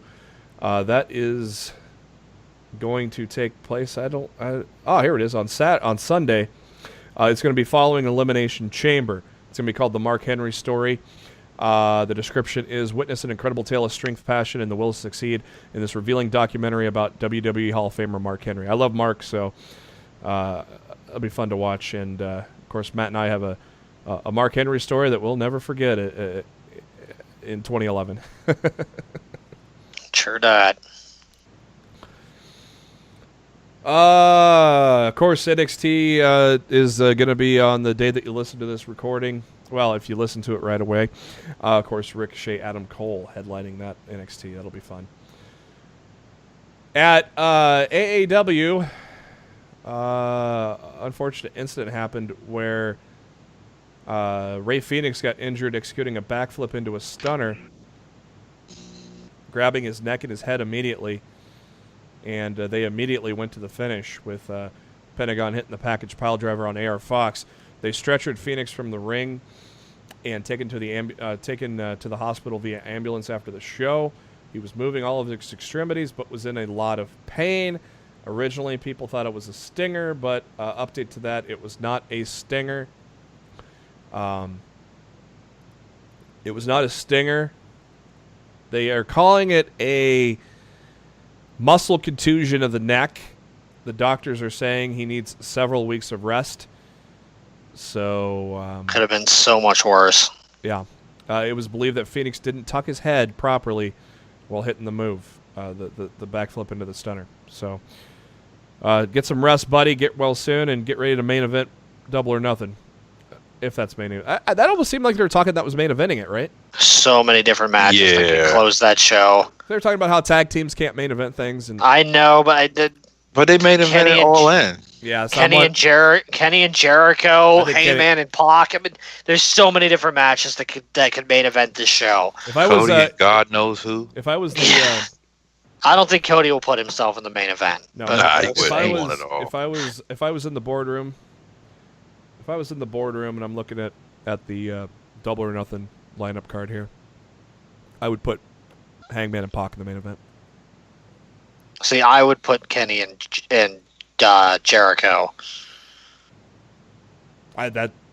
Definitely deserving as well. I mean, that's a box office. That's a blockbuster. You know. I would honestly match that's never occurred in the United States. True. Couple of Canadian brothers. But get well soon, Ray, and tuck your head next time. God damn it. Shut up. Mike Johnson at PW Insider says addressed the AAA and All Elite thing with Impact and Impact Wrestling sources. Here's their statement. They are aware of the relationship with AEW. Duh, I hope you would be. Derp. They were aware before it was publicly announced, and they've been told they've been told by AAA officials that there will be no changes to their relationship going forward. Sure, there won't be. Ed, tell yourself that. Ed the Jobber. No cred, Ed. Jobber Ed. No cred, Ed. He's the Jobber. WWE Studios. They're going to be partnering with Netflix in the foreseeable future for original films. And the first of those films will be debuting this summer. Probably more profitable for them to do it this way instead of direct to DVD like almost everything they do. The first film is going to be called The Main Event, and it tells the story of a 10-year-old boy who is bullied but dreams of growing up to be a WWE wrestler. He gets to live his dream earlier when he discovers the secret of having super strength in his breakfast cereal, becoming the Spaghetti Kid. We are told that John Cena's... I'm done. We're told that... I'm done. We are told that John Cena... This sounds like Rookie of the Year WWE, doesn't it? Yeah. Oh, boy. They were told that John Cena is referenced in the film and has a cameo in the late version of the script, and the current version of the screenplay also features small roles with Sheamus, Miz, Bray Wyatt, as well as numerous references to NXT as well. NXT. So Sheamus and Bray Wyatt and Miz are get a job to a 10-year-old boy. All right. Nice. I'm here for it. We got ourselves a next contender for the NWA World Championship held by Nick Aldis, and it is none other than the villain, Marty Scurll. And wouldn't it be great if Marty would take that title and take it with him to AEW? Sweet. That would be so amazing. And then you all woke up. Yeah, because Matt's favorite wrestler in the whole wide world, Nick Aldis, is going to win it again. I thought it was Jay White. No, Nick Aldis is much better. I wish Jay White and Nick Aldis had a Texas Death loser match? leaves wrestling forever match, and they both got double counted out. Yeah, it'd be kind of funny if the Bucks and Cody had been talking to old Billy Corrigan and, hey, put that title on Marty, and then bring that title down here on April or in May, and get defended on Double or Nothing. Right. Stop working with those jobbers at Ring of Honor. This was interesting and shows how petty Vince is. Shortly after, I'm not petty, bitch. The CBS used the phrase "then, now, and forever" on Super Bowl. To be fair, WWE should have trademarked this shit ages ago. True. This is on them. Yep. You can't be using that in your fucking opening and not have it trademarked. Yep. So that's I don't feel bad for them at all. That's on them. And when I was watching the Super Bowl, I thought it was something slightly different. Like it wasn't forever, but it was something else. I don't know. I wasn't paying enough attention to tell you one way or another. Yeah, I want to think it wasn't Then Now Forever, but maybe it was, and I thought it was something different. Like, I was like, oh, Then Now. I'm like, oh, this looks like WWE. And then the last word came, I was like, oh, that's a little different. But WWE's been using that phrase to open their programming since 2012, and so yeah. Yeah, like I said, that's how I don't feel bad for you. Way to get on it there, Vince. Seating chart. Had to have something trademarked? What? Yeah. What? Somebody in the legal team got fired today. As you saw on Being the Elite this week, the seating chart for All In is out right now. Seats range from about $212 at ringside up to down to $34 for the 200 section. Leads of nose. Sitting up with the Lord. So I heard that like these are considerably higher than All In's prices. They're definitely higher. Yes. Yeah, but you're paying for the venue, pretty much. Yeah, they were at the Sears Center in Chicago, so. Right. The pre-sale for Double or Nothing sold out almost immediately. People on Twitter going, but there are no seats available. Yeah, people were pissed. It's because you didn't get on there like you were supposed to fast enough. If you listen to Lost in the Midcard, well, it might be too late because I usually get this show out by about noon or 1. But the general sale is Wednesday, February 13th, or tomorrow as we're sitting here recording tonight. 12 Eastern, 9 Pacific. So, AllEliteWrestling.com. Get your clickers ready. I give it 3 minutes before it sells out. Hey, Matt, weren't you just saying last week you think it would take all day? I thought it would sell. I thought it would sell in a day, and I did not think it would sell out in 30 minutes. Do you change? But if the pre-sale, well, I don't know how many tickets they sold in the pre-sale. We're not privy to those type of numbers. Mm-hmm. Like I don't know how many tickets they sold on pre-sale. Was there 2,000 seats available? Was there 5,000 seats available? Did they have 8,000 seats available? Like we don't know. They probably made it put a quarter out. A quarter of the seats out. So so if it's only a quarter of the seats, like I said, we don't know. We're just guessing here. If it's only a quarter of the seats that are released, it still might take them all day to sell that thing out. But if pre-sale, I don't know, had 8,000 tickets available, maybe they sell in like 5 minutes. I mean, we won't know until tomorrow. That's but going to be interesting. It's definitely going to be something I'm going to be watching closely. And for you guys that are listening to this, you probably already know, and you're like, "You idiots, we already know." And just like, "Hey, what it is, what it is." That's what happens when we record on that tape delay, baby. If you will. Congrats! I really like this wrestler a lot. So congrats to Mayu Iwatani, as she is now the new Ring of Honor Woman of Honor champion, as she defeated Kelly Klein at Bound for Honor. Nice title reign there, Kelly. And when did she win that? Final Battle? Yes. Is that about a month and a half? December, yeah. I'm a big fan of Iwatani, though. She impressed me the times I've seen her wrestle. So definitely more deserving than Sumi Saki. I'll tell you that much. Sumi Sakai. Or Sumi Saki is what I'm going to call her. You fucking jobber. Sumi Saki and Rush. Oh, that one I'm with you on. It's fucking Rush. If you want to be called Roosh, then fucking change how your name's spelled. Douche. Wow. As Matt said earlier in the show, Diagon is a douche for fucking over MLW. So truth. Roosh is a douche. As Matt said earlier in the show, and also was announced on the recent edition of Chasing Glory with Lillian Garcia, Rusev, and Lana, noted that they will no longer be on Total Divas going forward. And, well, wow, I just saw this, though.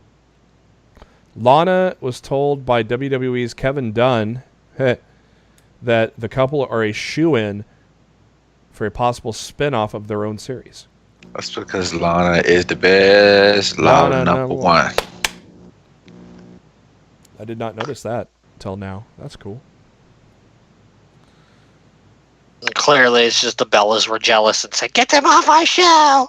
They're more popular than we are. You got your own. Tell them people hate them." You got your own fucking show that's tanking in the ratings right now.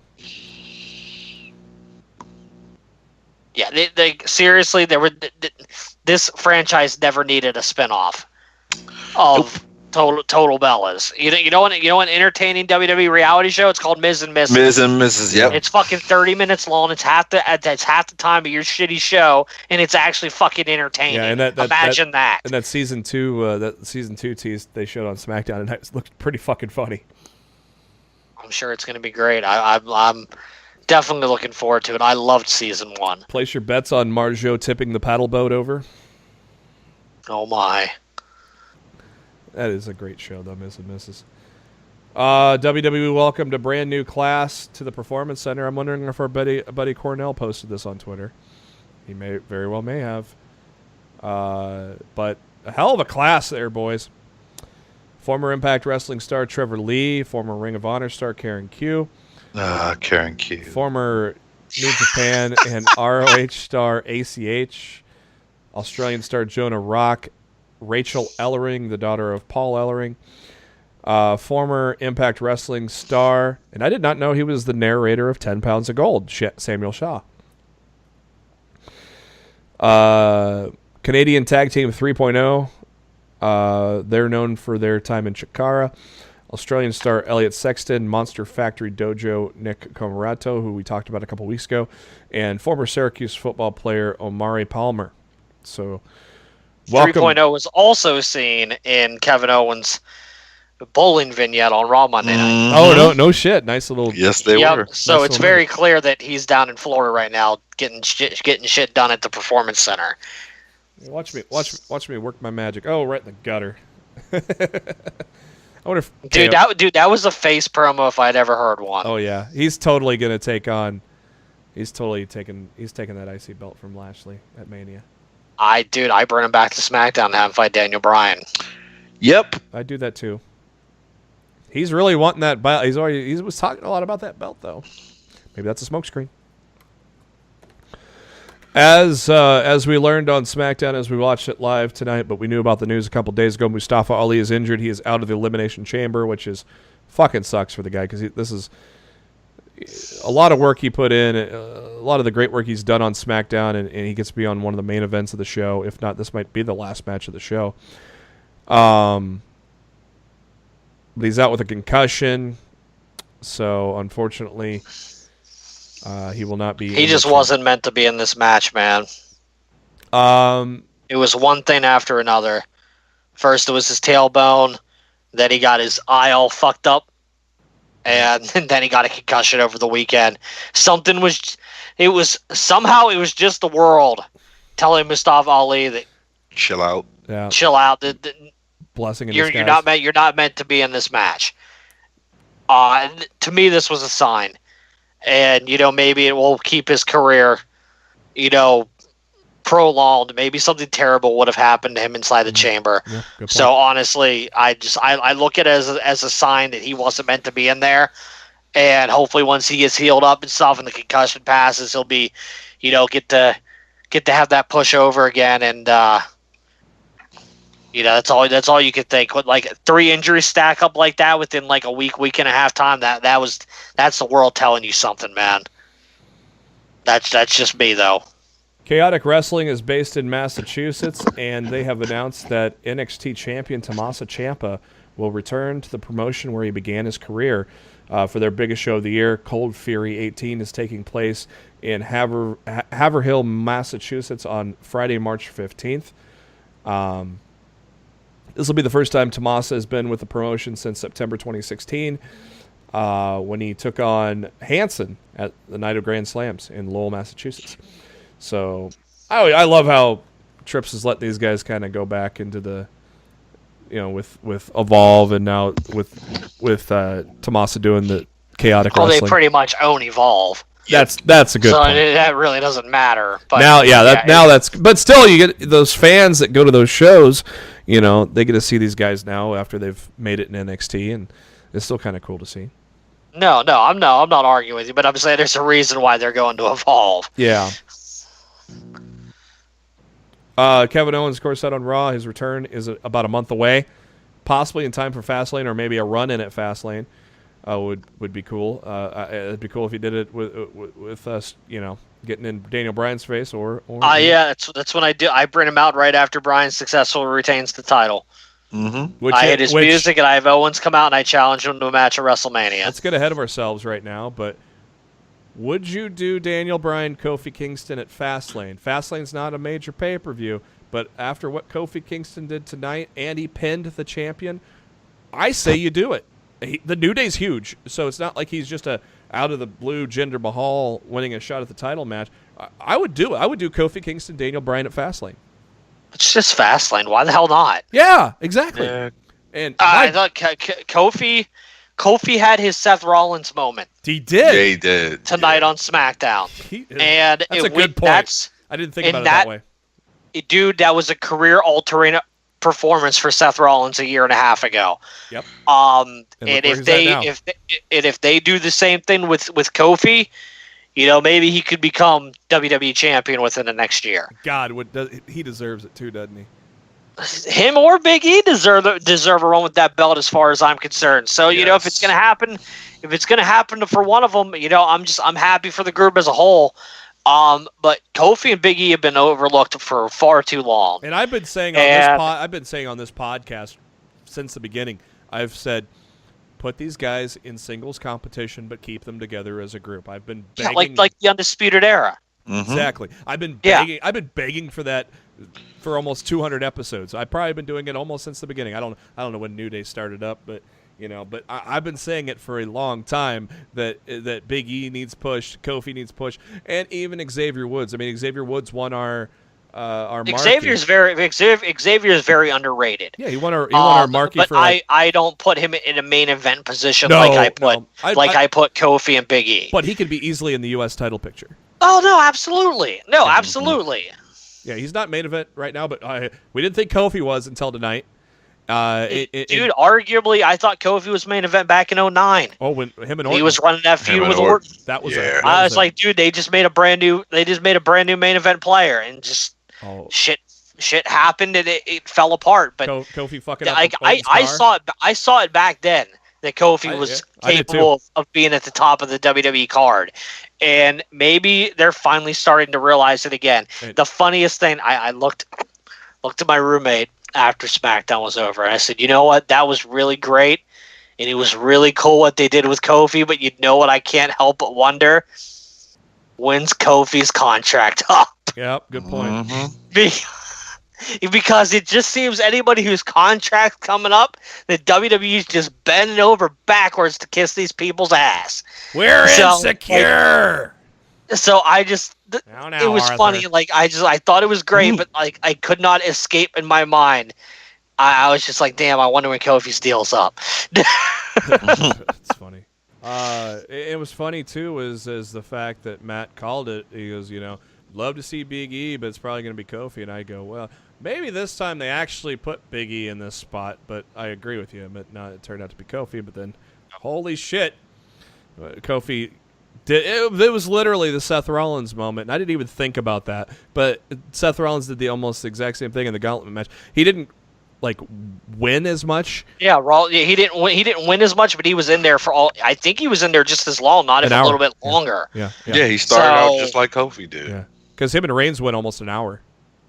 Yeah, so it was great. It was awesome when he pinned Joe Bryan clean. Oh, that too. I actually expected everybody lost their damn minds. This may seem weird, but I expected him to pin Bryan because here's why.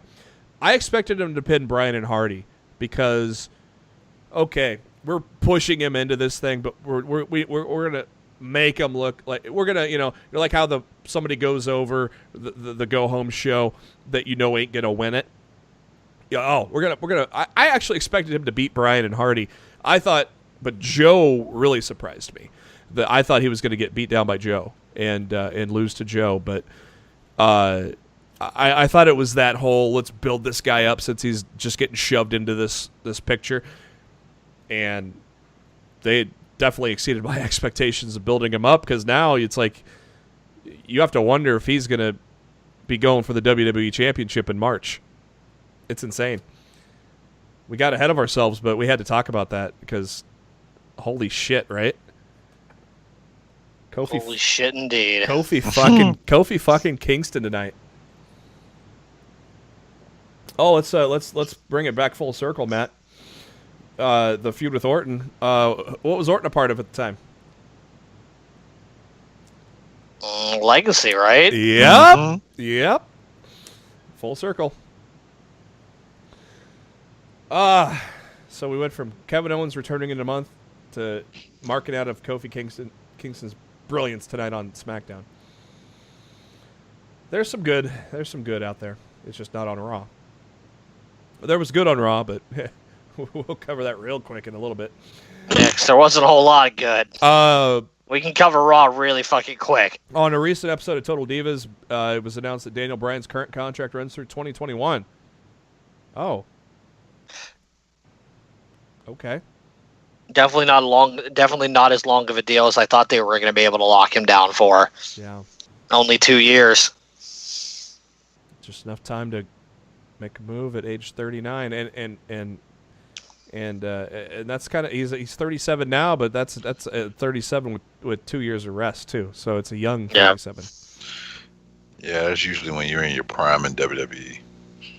There is talk that Candice LeRae is going to be working some SmackDown Live events. Don't always read into what that means, though. This week, he didn't appear on TV, but Jeff Jarrett was backstage working as a producer on Monday Night Raw as well.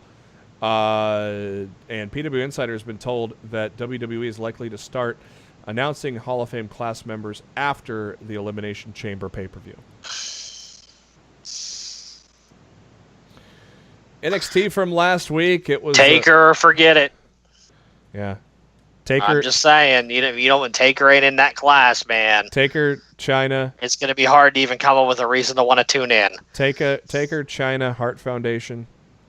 Maybe they're already doing a dead guy with Neidhart. Do you really put China in too? Yeah, you can't do both. That's a good point.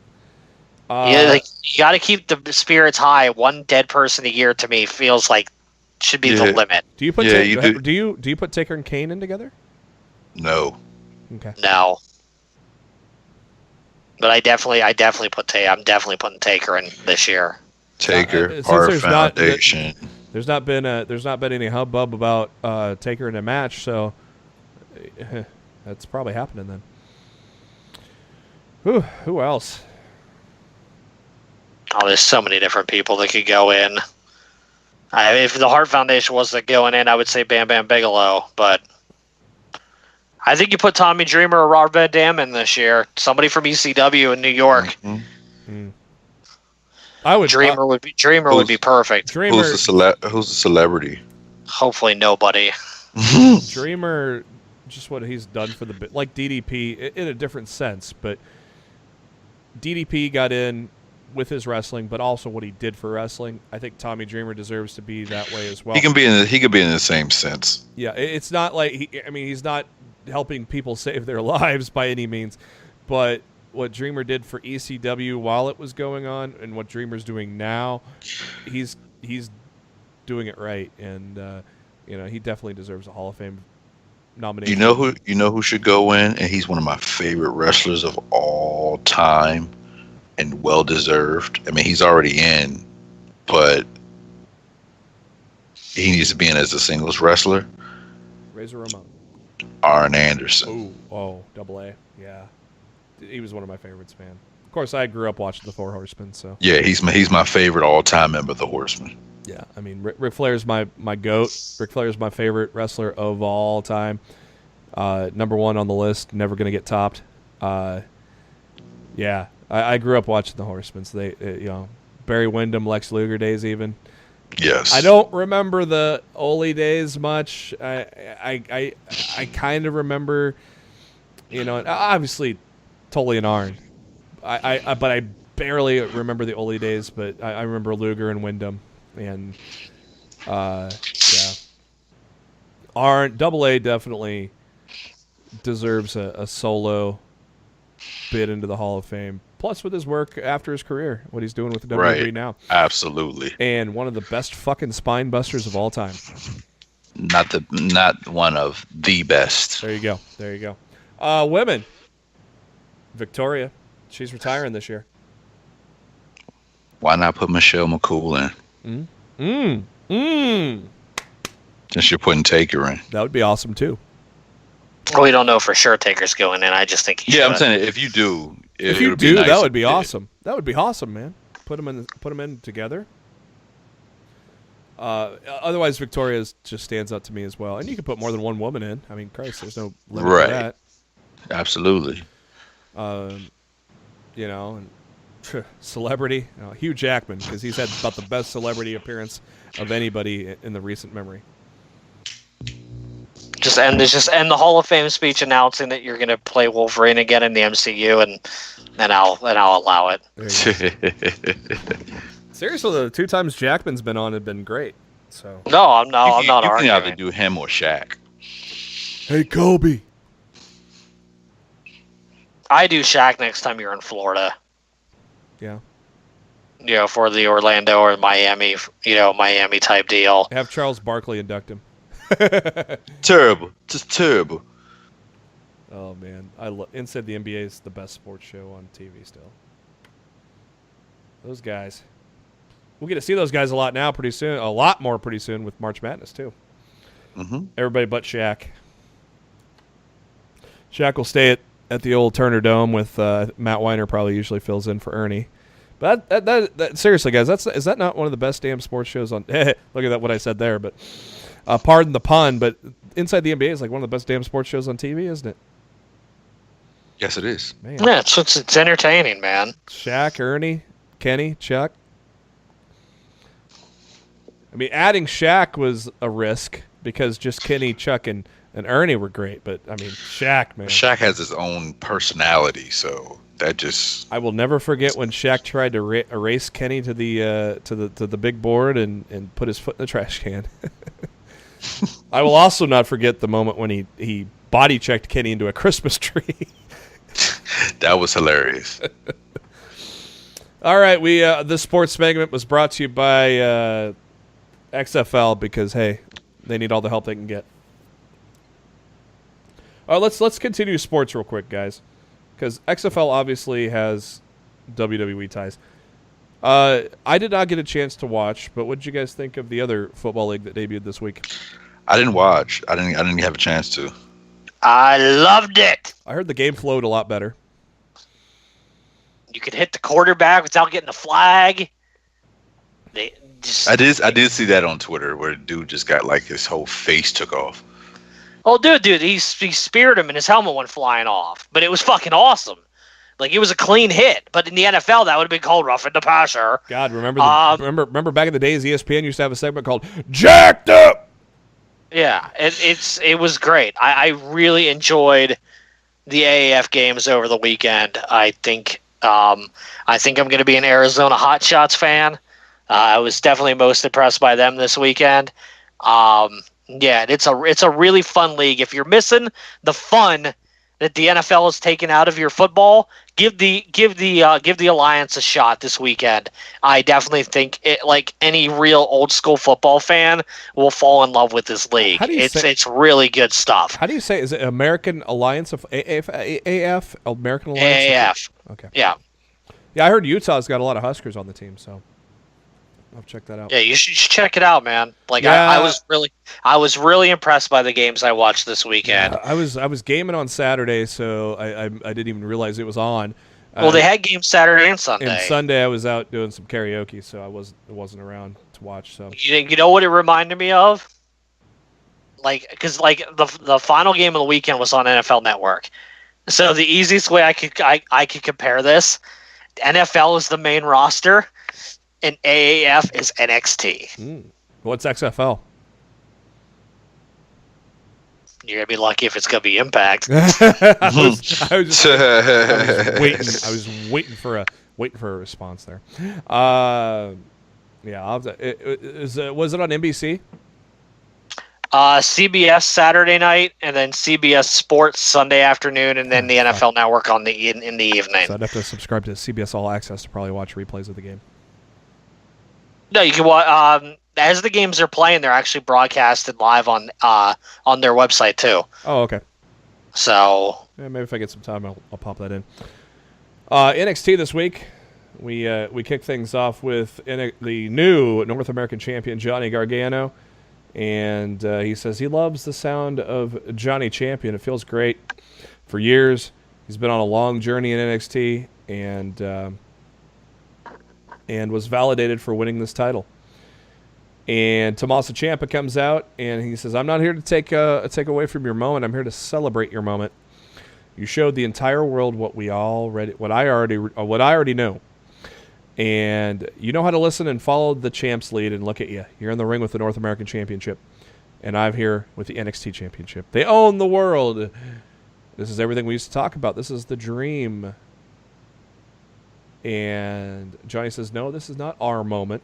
The only reason I came out at the end of TakeOver was to show you face-to-face that Johnny Gargano will never need Tommaso Ciampa." Velveteen Dream's music hits. And Velveteen says he won the Worlds Collide tournament, so he gets a championship opportunity of his choosing. And gentlemen, let me tell you something. I think I told you guys this on the DMs when NXT was airing last Wednesday. The fact that Dream publicly right there on NXT said he wants the North American Championship, I think that instantly elevated that championship. Don't you guys feel that way? Mm-hmm. yeah, nothing wrong with that. He looked right at Ciampa and said, "I'm not here for you." And so I thought that was tremendous, that what they did there. So Dream is going to take on Gargano. Is that like in 3 weeks or 2 weeks or something like that, I think? If I remember. It was 2 weeks from last Wednesday, so a week from tomorrow. Okay. And Dream says he wants to know when they're face-to-face, is it going to be Johnny Gargano versus Velveteen Dream? Is it going to be Johnny Wrestling, or is it going to be Johnny Jackass? Johnny Jackass. Jackson Ryder getting some action this week from the Forgotten Sons. He took on a dude by the name of Mansoor, and that didn't last too long. Ricochet doing a photo shoot was interrupted by the Undisputed Era, and Adam Cole called Ricochet a one-trick pony. And Ricochet reminded him who beat him for that North American title. And this all leads to a match that's going to happen as we speak here tonight on NXT, Wednesday, February 13th. Be Adam Cole and Ricochet main eventing and tearing the fucking place down, I assume. The next match at NXT, interesting on a couple of fronts. One, welcome to NXT Drew Gulak. I like it. I like the move, gentlemen. I'm with it. I don't think it's permanent, but it was fun while he was there. It might be. You never know. Trips. Dude, he's still doing 205 Live. Okay. And then we got a guy by the name of Eric Bugenhagen. I like the guy. I don't know if he's something. Not quite sure pretty, what it is, but he's something. Pretty interesting. Apparently, a lot of people were impressed on Twitter. I remember seeing Scott Fishman say a tweet that he saw a lot of people thinking, "Wow," on this guy. A fan cited said he could be the future of NXT. I don't know about that. That might be going a little too far, but I liked it. I thought it was a lot of fun. He's obviously got the one-man band, the rock gimmick. He can hit the high notes. He can put you on in an abdominal stretch and play the air guitar while doing it, and it was fun. I want to see more of him, and he you guys could see he won over Full Sail by the end of the match. They loved him, so.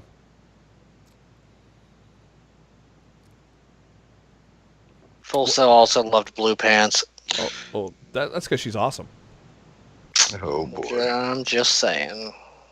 What'd you think of Bugenhagen, Darryl? Interesting character. Drew Gulak with the line of the night on NXT.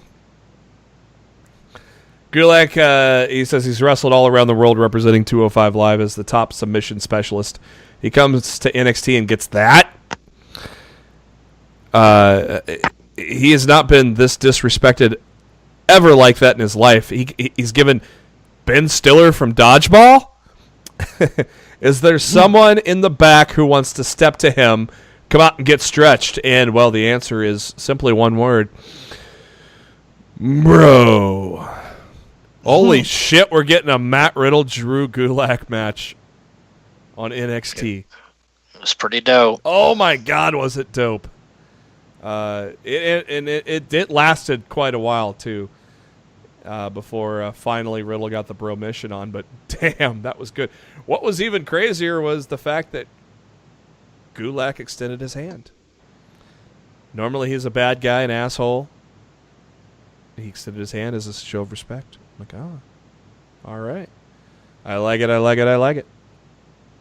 They hype up the main event of next week's NXT with Adam Cole and Ricochet before they head to the main event. A 6-women tag. Io Shirai, Kairi Sane, Bianca Belair against the 3 of the 4 horsewomen of the MMA world.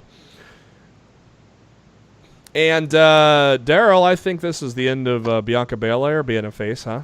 It lasted all a couple weeks. Yep. She won't too happy about Io taking the pin in the fall there, huh? Nah, not at all. And still her shine. We were all expecting Io and Shayna probably being next, right? Yep. So yep. This just put that in motion, didn't it? That's what Triple H does. Yeah, Bianca was not too happy at the end of that one. Monday Night Raw starts out with something unique. Triple H and Stephanie McMahon kicking off the show, and by unique I mean we've seen it for 20 fucking years. Lynch came out. They said basically all you got to do is apologize. We'll give you to the end of the show. Sorry, but am I the only one that thinks this is fucking dumb? The apology part, just the apology. We're not going to get into. I thought the whole story was fucking dumb. We're not going to. Yeah, we're not going to get into Vince yet. But I'm just saying the whole apology. Why? I mean, why struggle with it if you're Becky? Just, oh, I'm sorry. You know. I don't know. It was stupid. You're preaching to the choir, brother. Triple threat match. The loser earns their way into entering the chamber first, as Byron Saxton said on SmackDown today. Nia and Tamina took on Sasha Banks and Bayley, Liv Morgan, and Sarah Logan. And Jax hits the Samoan drop on Bayley after 13 minutes to get the win. So Bayley and Sasha have to enter the chamber first. And Matt, that immediately changed my prediction. Okay. You probably know where I'm going from that, huh? No. I've been saying all along I didn't think they were going to win, but yeah. Look, as long as Sasha's cleared to go on Sunday, I think they're winning those titles. She will. So she hasn't been cleared yet. That's why they've been keeping her out of the ring. It's not like everybody's like, oh, Sasha turned on Bayley. I mean, that's not the plan. No. Literally, she's just not cleared, and they had to have her on TV for these stories to work out. Yeah, just all we can do is hope that she's going to be cleared for Sunday. Mm-hmm. She will be. I hope so. So I guess we'll have to preface our predictions with if she's cleared, who wins. If she's not cleared, who wins. Elias Lucha House Party, that was stupid. Dumb as fuck. Drew McIntyre took on Finn Balor. It took about 3 minutes to get a disqualification. Kurt Angle came out and made the save with some German suplexes. Corbin then attacked Angle, but then Strowman cleaned house, and that all set up the obvious 6-man tag match, which bored me more than it should have. I thought that this 6-man tag should have been good. Way too long. 22 minutes. The entire segment was way too long. Yeah. This should have excited me, and I was bored out of my fucking mind. We showed Kevin Owens in a bowling alley after that. That was a fun little segment. And, yeah, Kevin Owens is going to come back as a babyface, huh? See. Kevin Owens can do anything because he can do it well. It's true. Charlie Caruso asked Becky Lynch, what would she tell the fans if she didn't say I'm sorry? And Lynch said, well, it's none of your business. Oh, I'm sorry, Charlie. Yeah, get out of my face, Charlie. Ruby Riott took on Nikki Cross. That went about 6 minutes. They announced that Ruby Riott is going to take on Ronda Rousey for the Raw Women's title at Elimination Chamber. Seth Rollins comes out. Again, Seth Rollins is Vince had lulled this crowd to sleep for 2 hours, and they weren't really into Seth's promo, but Seth still stood there and cut a good promo, in my opinion. I thought Seth did a good job. I thought his exchanges with Paul Heyman were great. I loved the line that Rollins used, that Heyman uses all the time. I thought this was a pretty good promo. It's just that the crowd was killed by Vince's creative in 2 hours. So, did you guys think the promo and him with Heyman were pretty good? It was good. It was fine for what it was. It was one of the bright spots. Clearly, on the way out the door, Ambrose is going to turn back face and stood face to face to Rollins and said, "Slay the beast," and that's all he said. Nodded his head in improvement, basically saying Rollins kick his fucking ass. Apparently, Ambrose was supposed to say more, but he went off script and just said those 3 words. As I said 2 weeks ago, Ambrose is in dilly-gaff mode, so... what will probably be on the kickoff show at Elimination Chamber, Dean Ambrose took on EC3, and Ambrose got the win back after 4 minutes, so they'll probably have a 10-minute match on the kickoff show, I'm just going to guess. Finn Balor gave Becky Lynch a pep talk earlier in the night, and then Alexa Bliss tried to give her a pep talk. That didn't go so well. Then we get to the highlight of the night for the Raw Tag Team titles. The Revival have had many chances, but they've also earned many chances. And how about this? They didn't cheat to win, did they? It was a clean win, pal. Clean win. 20-minute match that was spec-fucking-tacular. The only moment of the night the crowd chanted, "This is awesome." Hello, Vince. Tag team wrestling's good when you put good people out there and make a good match like this, right? Mm-hmm. I mean, this match was fucking great, wasn't it? I wasn't expecting it to be like this, and I was excited. It was a great match. The Shatter Machine was awesome. Yeah, it was. Finally,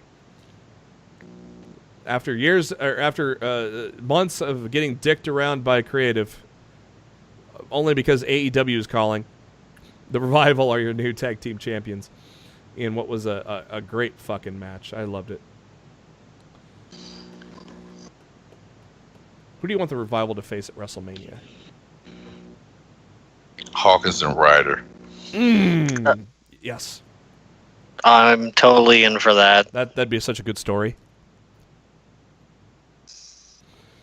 So, the end of the night, Becky Lynch says, "I'm sorry," and Triple H and Steph accepted it. Oh, hey, so it's Becky and Ronda at WrestleMania.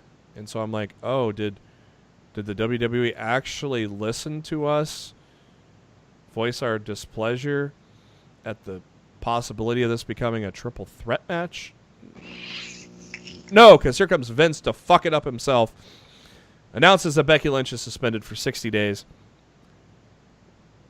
Introduces Charlotte as the replacement to face Ronda Rousey at WrestleMania. They're not even thinking about Ruby Riott winning the title on Sunday. Of course, we all know that's not going to happen, but it's funny how they just gloss over that anyways. Hey, I love Charlotte, but she doesn't belong in this. We're on preaching to the choir again on this one. Mm-hmm. Of course, the haters on Twitter, Matt has something to say about those guys. Oh boy. Can I go first? Yes, but first let me tell you a great tweet by Becky Lynch last night. Complete and utter bullshit, and she did not edit that tweet at all. I'm with it. I think me and Matt both agree today. We're going to vent our frustrations, but I will say the best for last, which is Matt. That's going to be fucking awesome. I love how Becky Lynch said bullshit on her tweet, in this PG era, and that's We all feel you, dog. All right. Darryl, you go first. I'm going to keep it brief. Based on the actions of Vincent Kennedy McMahon by, inserting Charlotte into the bigger picture and telling Ronda that, Charlotte's going to win. You guys heard me on past shows saying, don't tell me who the fuck to root for. If I want to root for Charlotte, let me root for Charlotte on my own. If I want to root for Becky, let me root for Becky on my own. If I want to root for Ronnie, let me root for Ronnie on my own. But don't tell me who the fuck you think I should root for WrestleMania. I don't think you should tell any fan in professional wrestling, just like in any other sport, who they should root for. Point blank, period. I don't like how it happened. I don't want it. It shouldn't have happened the way it did. And Vince is the fuck stick of the week, in my opinion. And to your point, let me tell you the fact that this AEW ain't going to be doing that shit. And Vince should be worried then if he's going to pull that shit. And, he should be insecure about AEW because they ain't going to pull that shit. Right. And I think we're all around the same age where all of us started watching wrestling around the same time. And this isn't the early 90s and the late 80s where, oh, okay, yeah, you should root for Hulk Hogan, or you should not root against you should root for Hulk Hogan. You should boo Andre the Giant, or you should root for the Ultimate Warrior. You should boo Ravishing Rick Rude. No. This is not the age where you do that dumb shit anymore. You don't tell anybody as a wrestling fan who you think they should root for at all. If you want to be a fan of a popsicle stick, let them be a fucking fan of a goddamn popsicle stick. Yeah. That pisses me off and irks the shit out of me. Yeah, because as Matt said on Twitter last night, it's like, yep, they got the heat off of Ronnie. Absolutely. It's all on Charlotte now. Mr. Black, you have the floor. Look, I know there's a lot of people upset that the main event has been changed, even though we all have heard for months that this is going to be what it was going to be. We all knew this was coming, whether we liked it or not. We all knew Vince wasn't going to change his mind to benefit the fan. But at the end of the day, this is Vince's fault. This is not the talent's fault. This isn't Becky's fault. This isn't Charlotte's fault. This isn't Ronda's fault. No. Or any circumstance or situation like this, period. It's never the talent's fault. So, I get that you're upset storyline-wise that Charlotte is taking Becky Lynch's spot at WrestleMania. But to freaking go on social media, on this woman's Instagram or Twitter or whatever, and say the types of mean, hateful, disgusting things that you're saying to this person. You don't say that to my queen. You should be fucking ashamed of yourself. You don't say that to my queen. Like, JB, shut up. You don't... Bitch. It is... You totally derailed my train of thought. I'm going to kick your fucking ass. Long story short. Apparently. Long story short. If you want to tweet shit at someone, at Vince McMahon, at WWE, do not attack the talent that are just doing their fucking jobs. These people are human beings just like we are, and they deserve to be treated with fucking respect and treated like a fucking human being. Stop being a fucking asshole. Mm-hmm. And that last sentence, stop being a fucking asshole, that's directed at Vince McMahon too, by the way.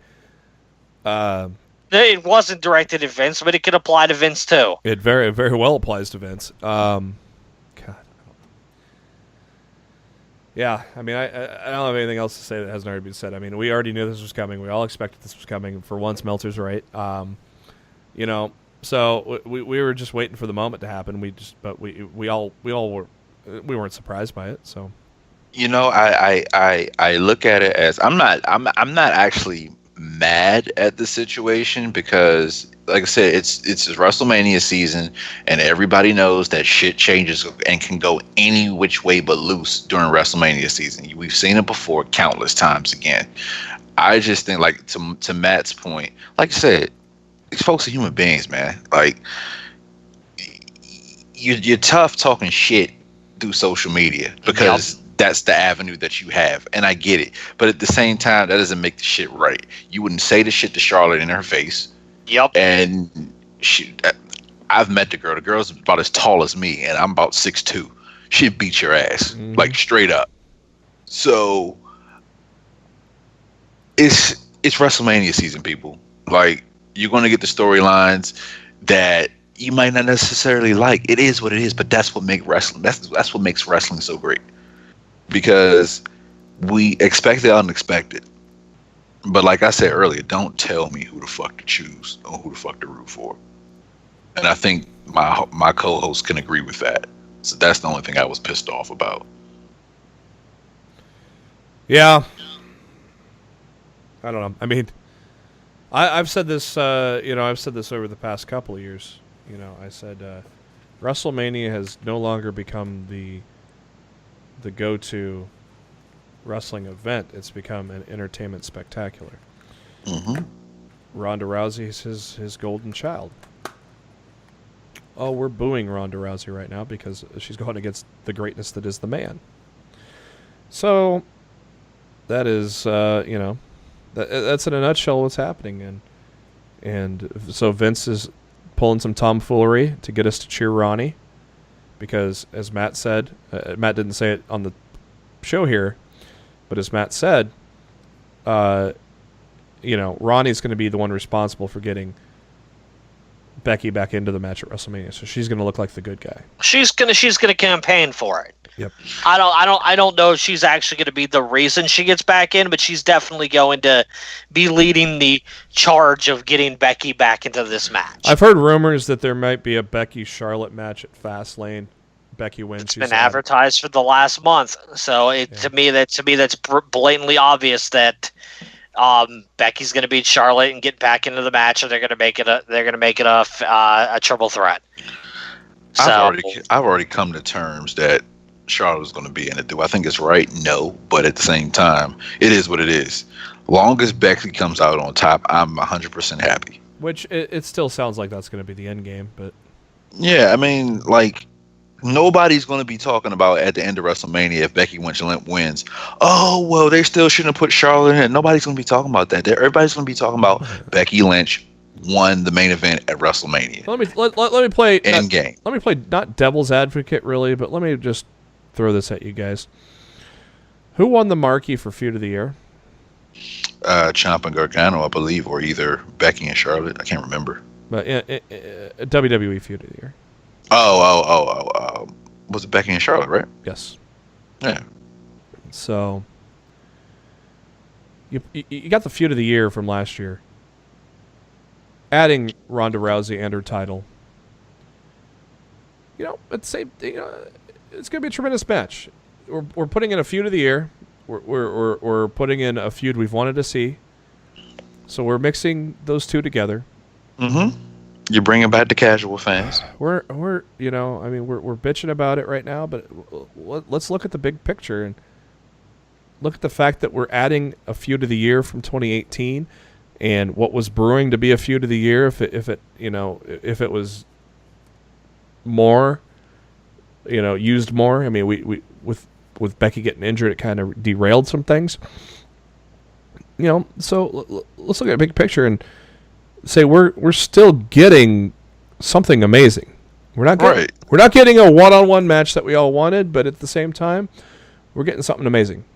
Like I said a few minutes ago, are people going to what are people going to be talking about at the end of Mania? That it was a triple threat and they were hating it, or Becky Lynch won the title at the end of WrestleMania? And it's going to close the show. Yeah. Thank you. Point blank period. People need to shut the fuck up and keep it moving. Anybody else want to talk about this? I'm done. All right. Are you asking a mystery guest that I didn't know about to talk about this? I think we've all pretty much had this discussion. You know, I got EVP of AEW on the line right now, Cody Rhodes. And what are your thoughts on this, Cody? Now, Arthur. SmackDown Live this week was fucking great. Let's just say that. Charlotte Flair comes out looking beautiful as always, my queen. Why not start the show with Charlotte Flair? Because she's got all the heat right now. And she cuts a heel promo and against Becky Lynch and pointing at the WrestleMania sign and fans booing her. And she told one guy to shut up or something. I don't know what he said, but yeah. It's just that was vintage Ric Flair right there. And shut up, fat boy. That's why I loved it, because Rick's my favorite of all time, and my queen is putting somebody in their place. It still will never. Darryl, is it just? Have you ever heard him refer to her as the queen until today? I wasn't going to say anything, but I haven't.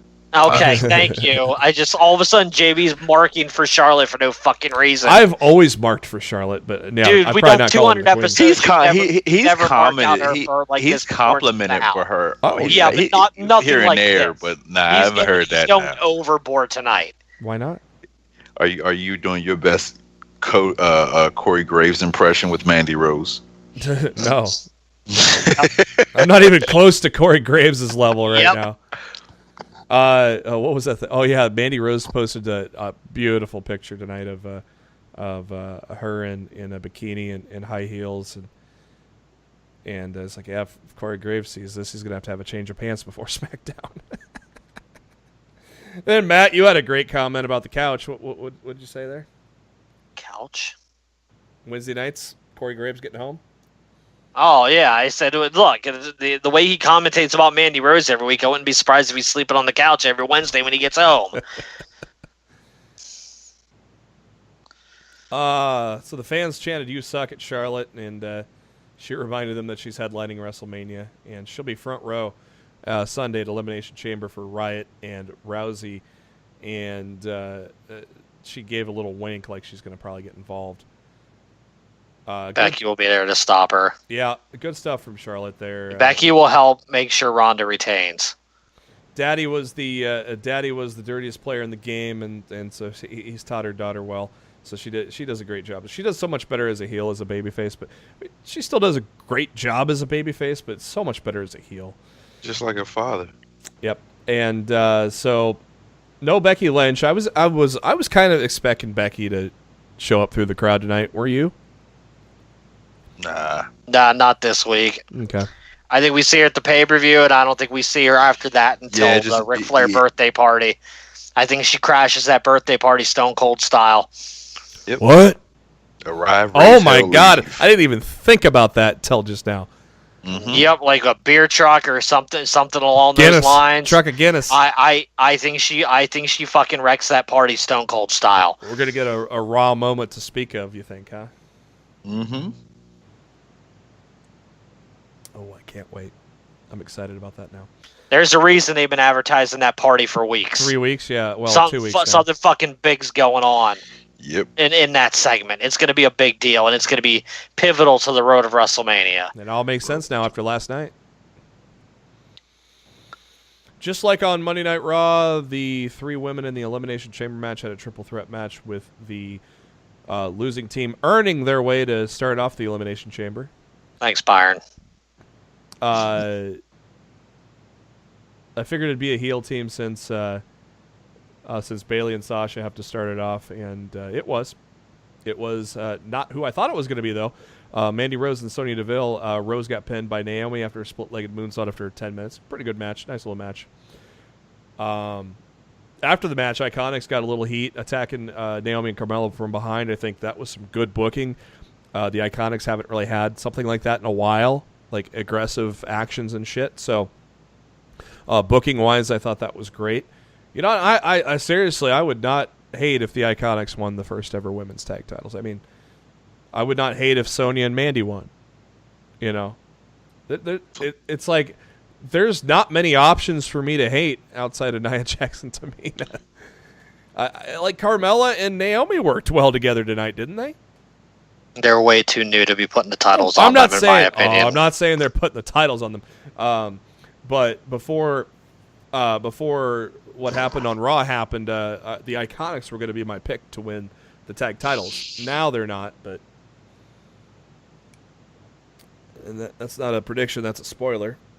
Shut up, Paul. Miz and Shane McMahon come out for McMiz TV with the Usos. Before they got started with that, Mustafa Ali cutting a great promo, as he always does. He mentioned he's not medically cleared to compete at Elimination Chamber, will not have an opportunity at the WWE Championship. He says nothing hits harder than that, and nothing is more frustrating than your body giving out before your heart does. He says it's going to take a lot more than Samoa Joe running him over, Randy Orton kicking him in the head, and Rowan slamming him in a table to put him down. It's not over. So, Ali always good with those promos, and get well soon, buddy, because you are fucking amazing and doing a hell of a job on SmackDown. McMiz TV with the Usos. I thought it was a pretty good segment. I think the Usos keep getting better on the mic each and every week on these kind of segments, and I thought it was a fun little segment. I thought it was it did a good job to set up the title match on Sunday. What did you guys think? Mm-hmm. I did get a kick out of Miz feeding Shane the answers to the tag team test. Quiche? Really? Maurice makes a good quiche.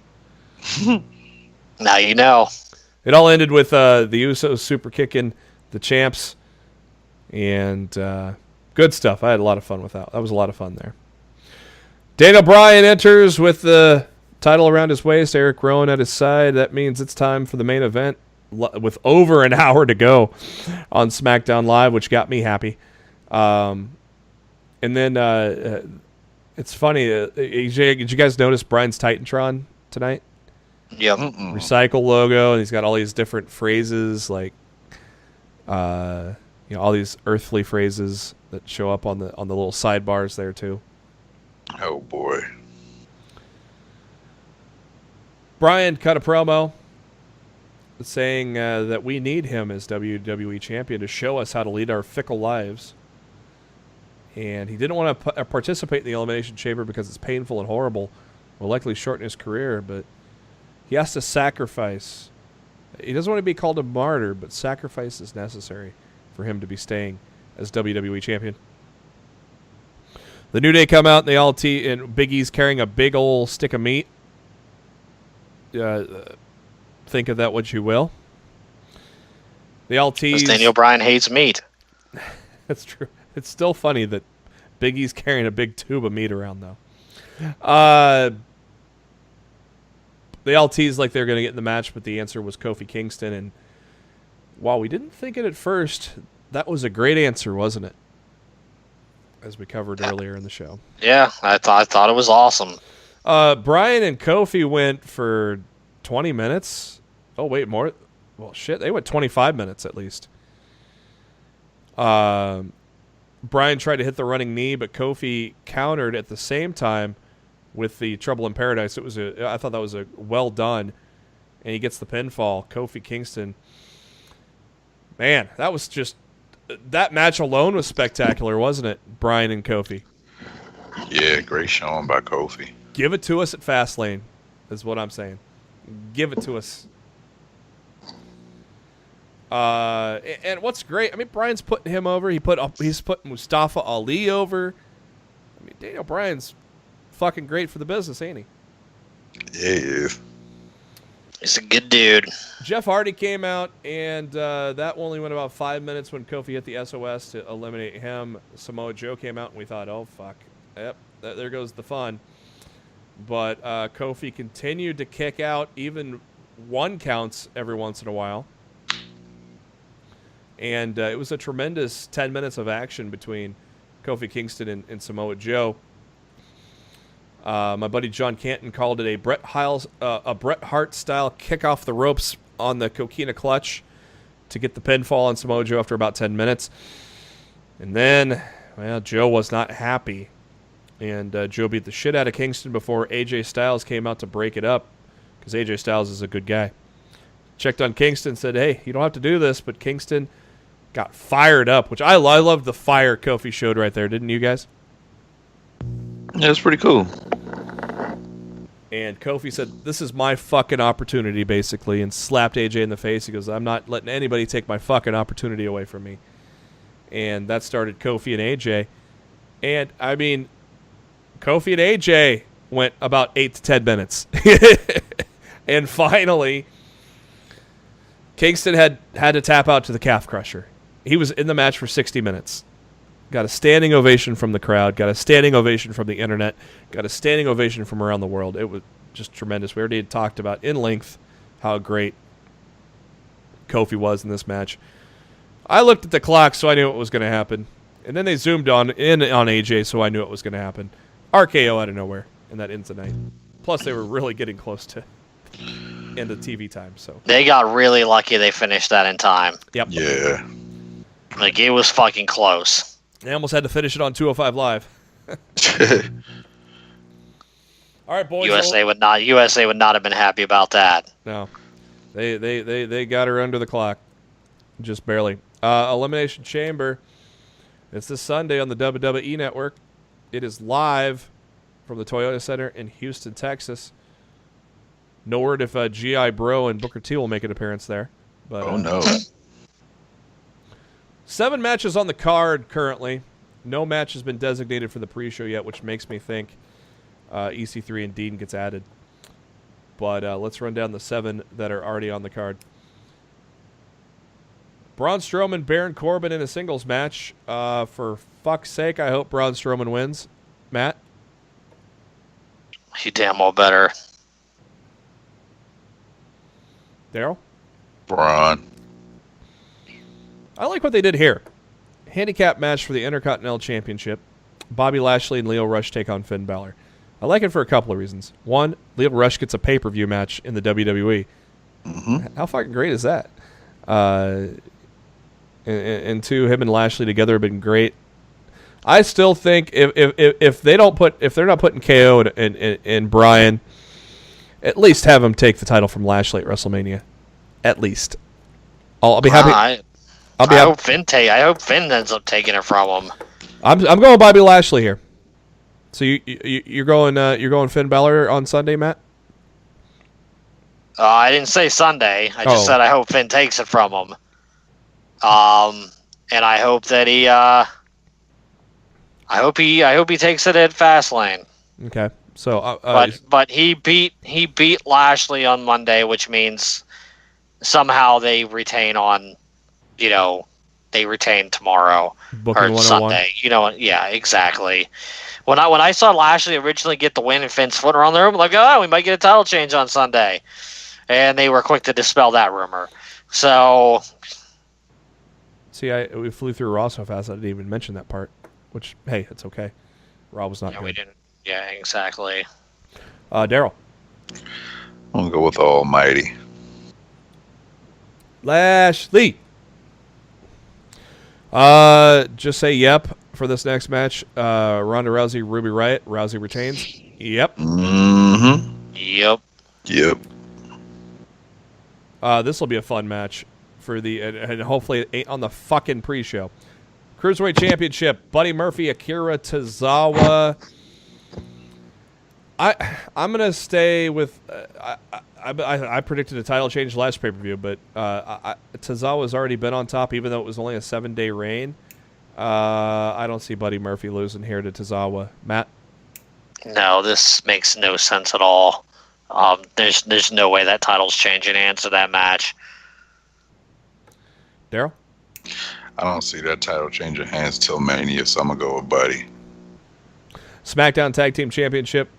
Miz and Shane against the Usos.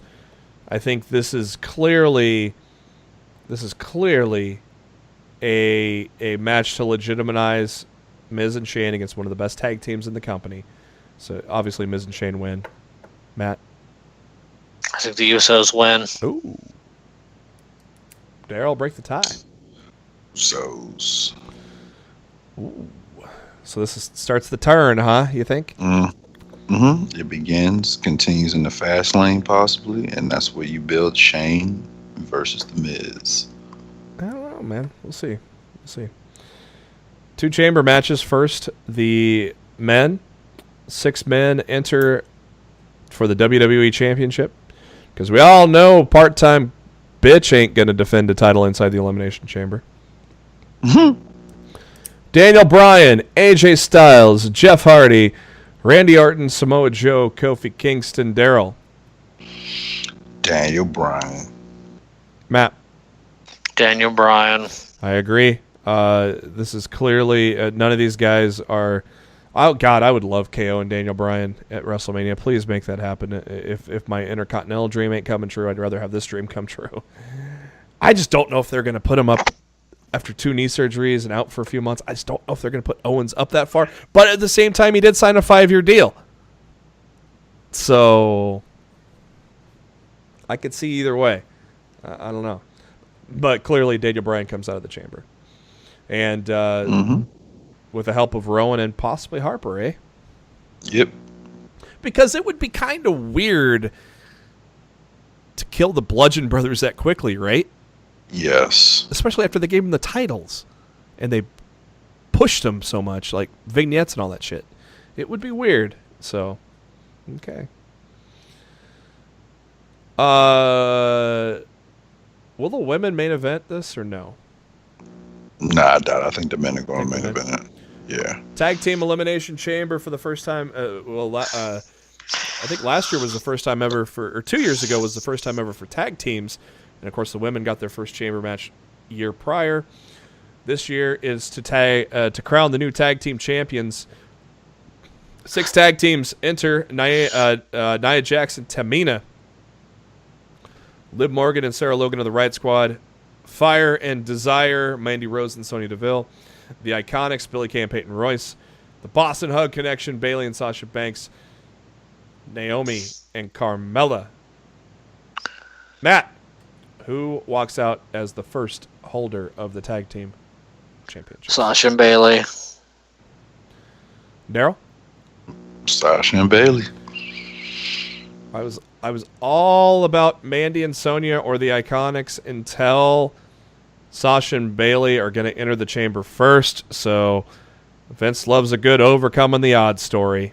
So I officially changed my pick on Monday to Sasha and Bayley. So I did not think they were going to win it, just the way they were pushing it. But after seeing what I saw on Raw, now I see it. So there you go. Elimination Chamber on Sunday. Episode 200 of Lost in the Midcard. And so it's time to do a little something special. And that something special is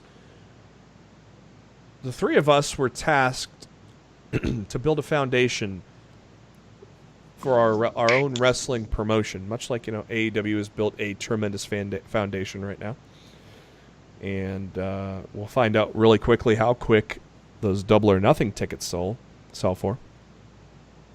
So we were tasked to come up with a 10-person roster that is a mixture, includes tag teams and women, as well as men, that are our foundation to make a great wrestling promotion. To Matt, would you say kick Vince in the dick? Would that be?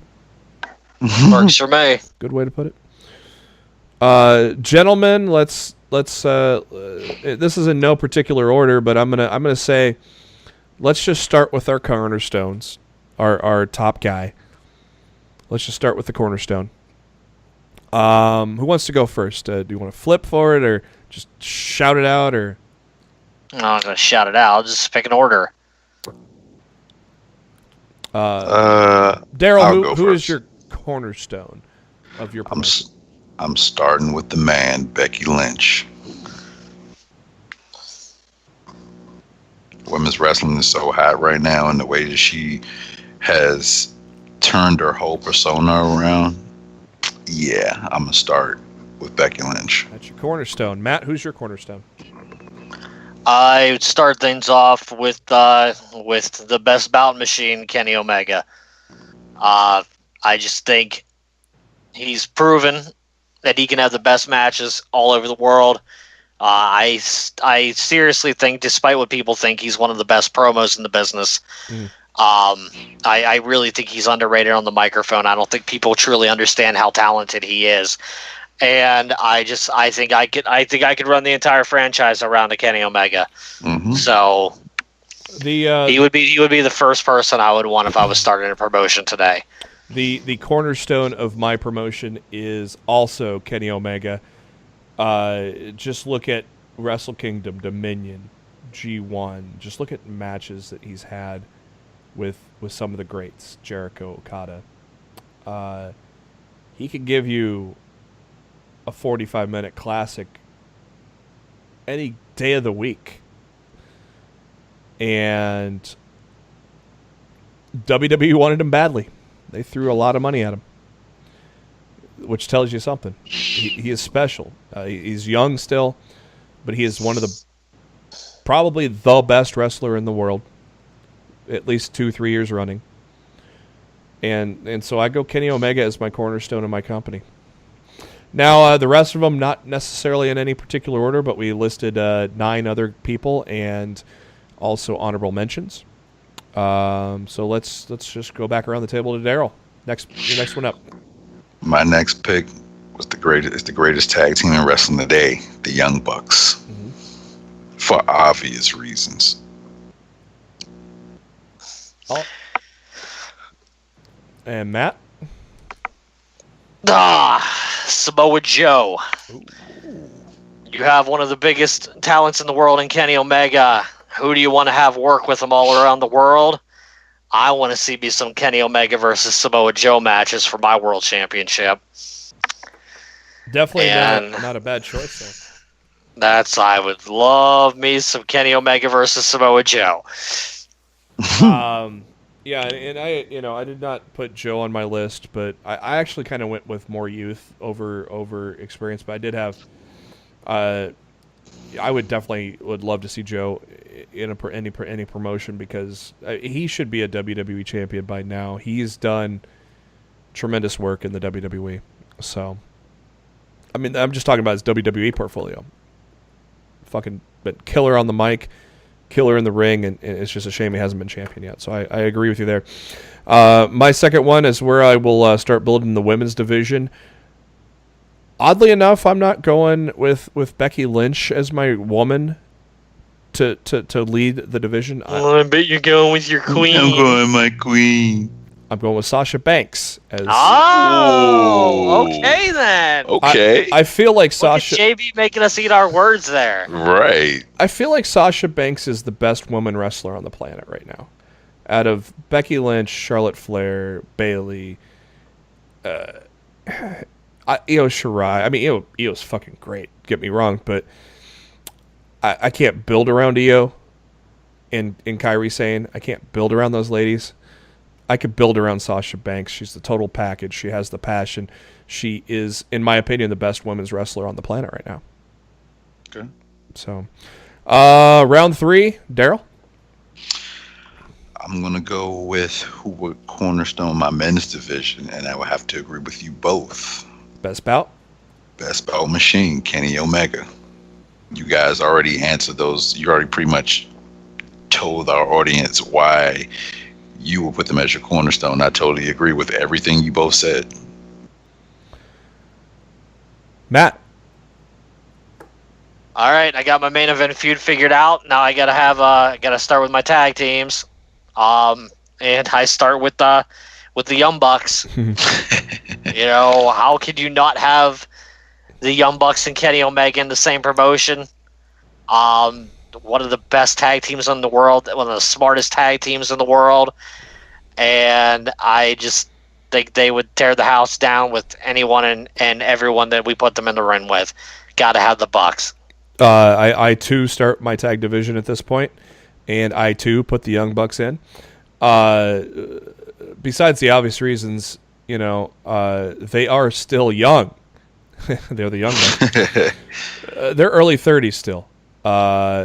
They are Not running. mad.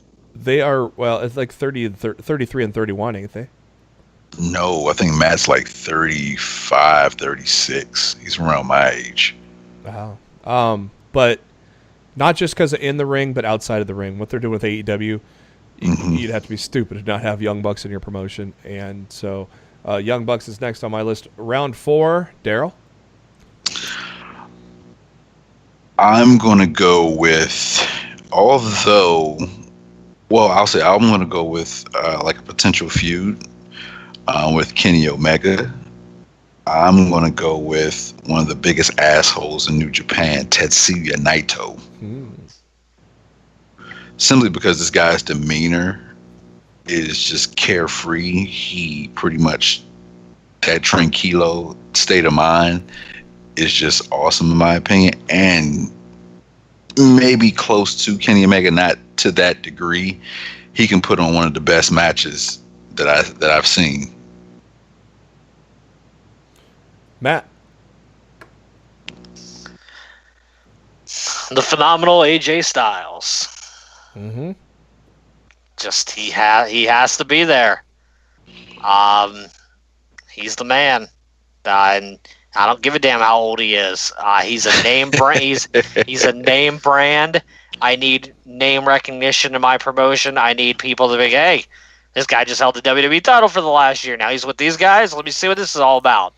You know, AJ Styles has to be there, and he can have a great match with anybody.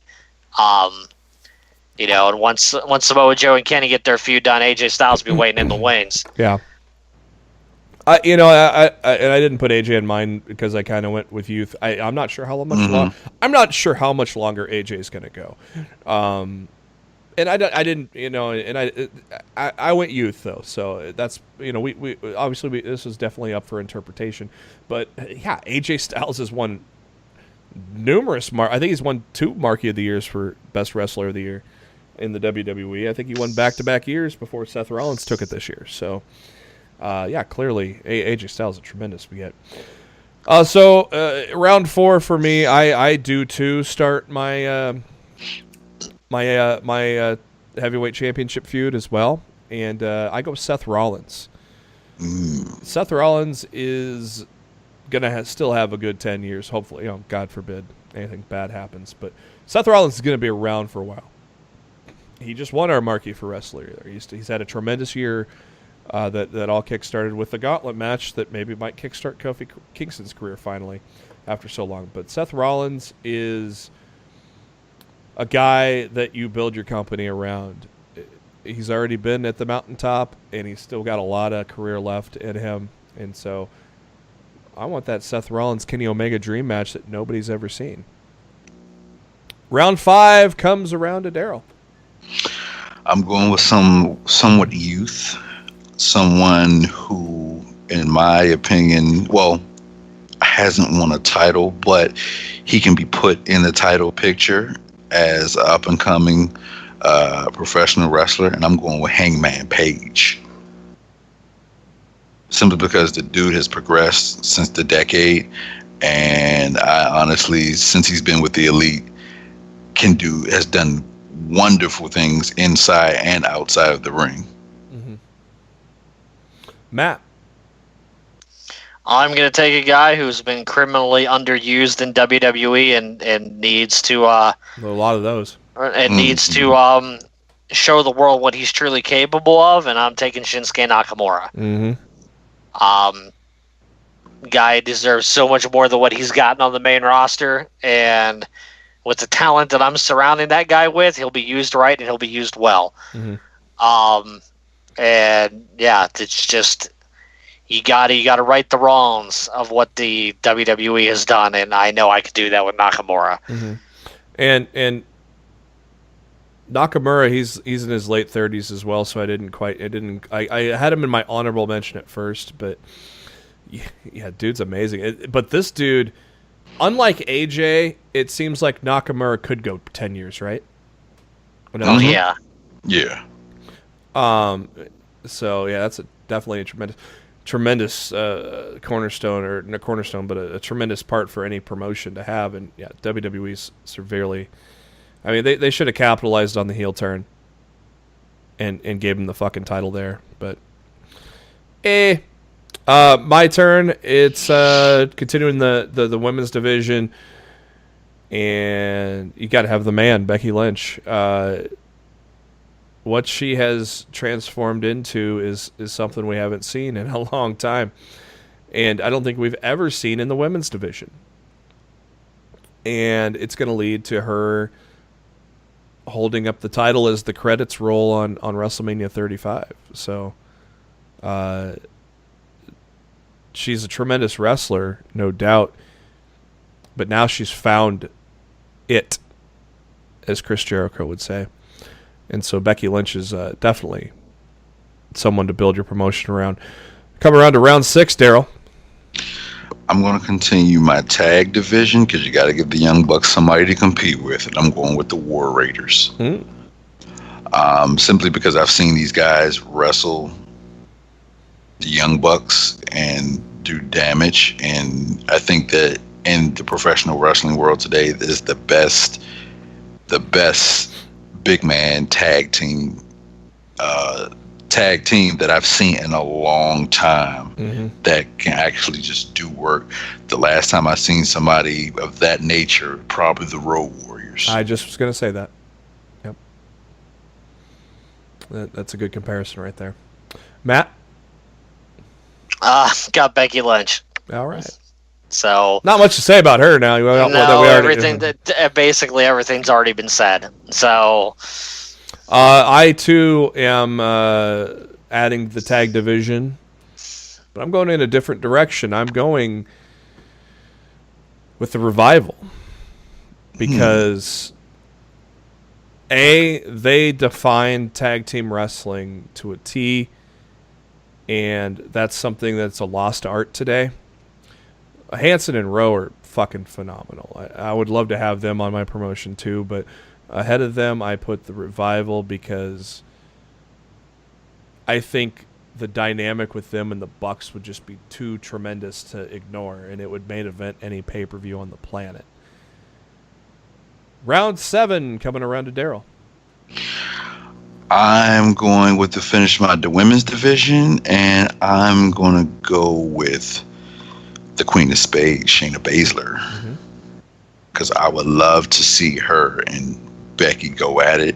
I just think as the 2-time NXT Women's Champion, she just has versatility with MMA and has grasped the wrestling world. And I just think that, with her and Becky, their personalities, I just think that'll be a hell of a promo. Matt? I have Seth Rollins. There you go. Like, what more really needs to be said?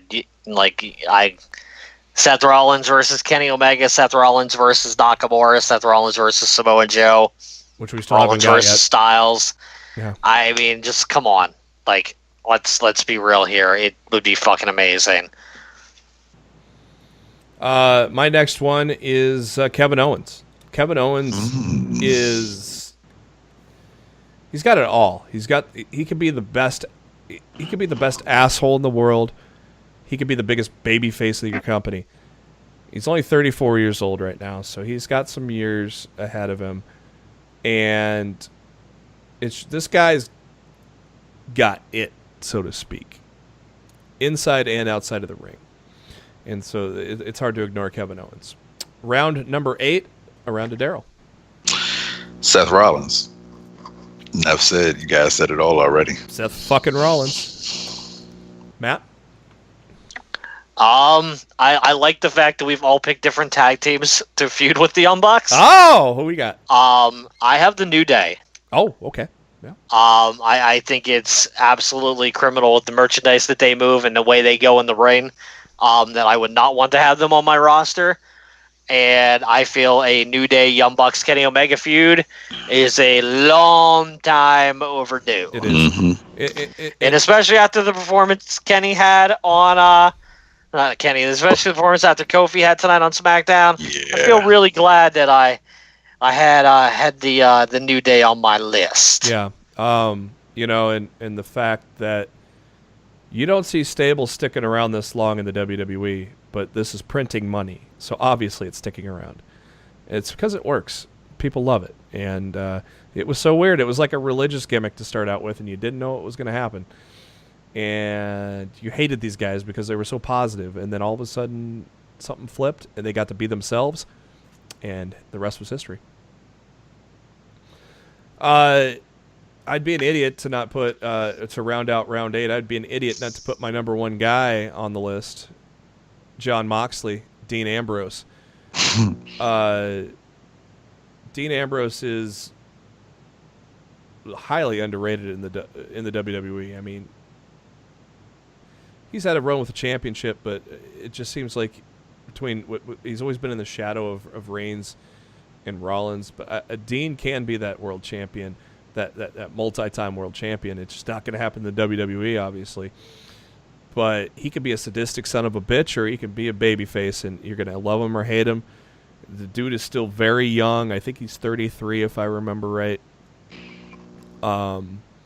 It would be completely a travesty if Ambrose is not on my list, so I had to put him on there. Round 9 goes to Darryl. I'm picking a guy throughout the past year has been the biggest asshole and the biggest heel in professional wrestling, in Tommaso Ciampa. Mm-hmm. You just got to give it to him. The guy's worked his ass off, and people hate him. Just you gotta have that one person in your company, that the biggest heel in your company, that just people just want to wish bodily harm on. So that's why I picked Tommaso Ciampa. Matt? I've got my only Ring of Honor talent on the list here at number 9, and that is the villain, Marty Scurll. I knew you were going to pick him. How could I not pick the villain?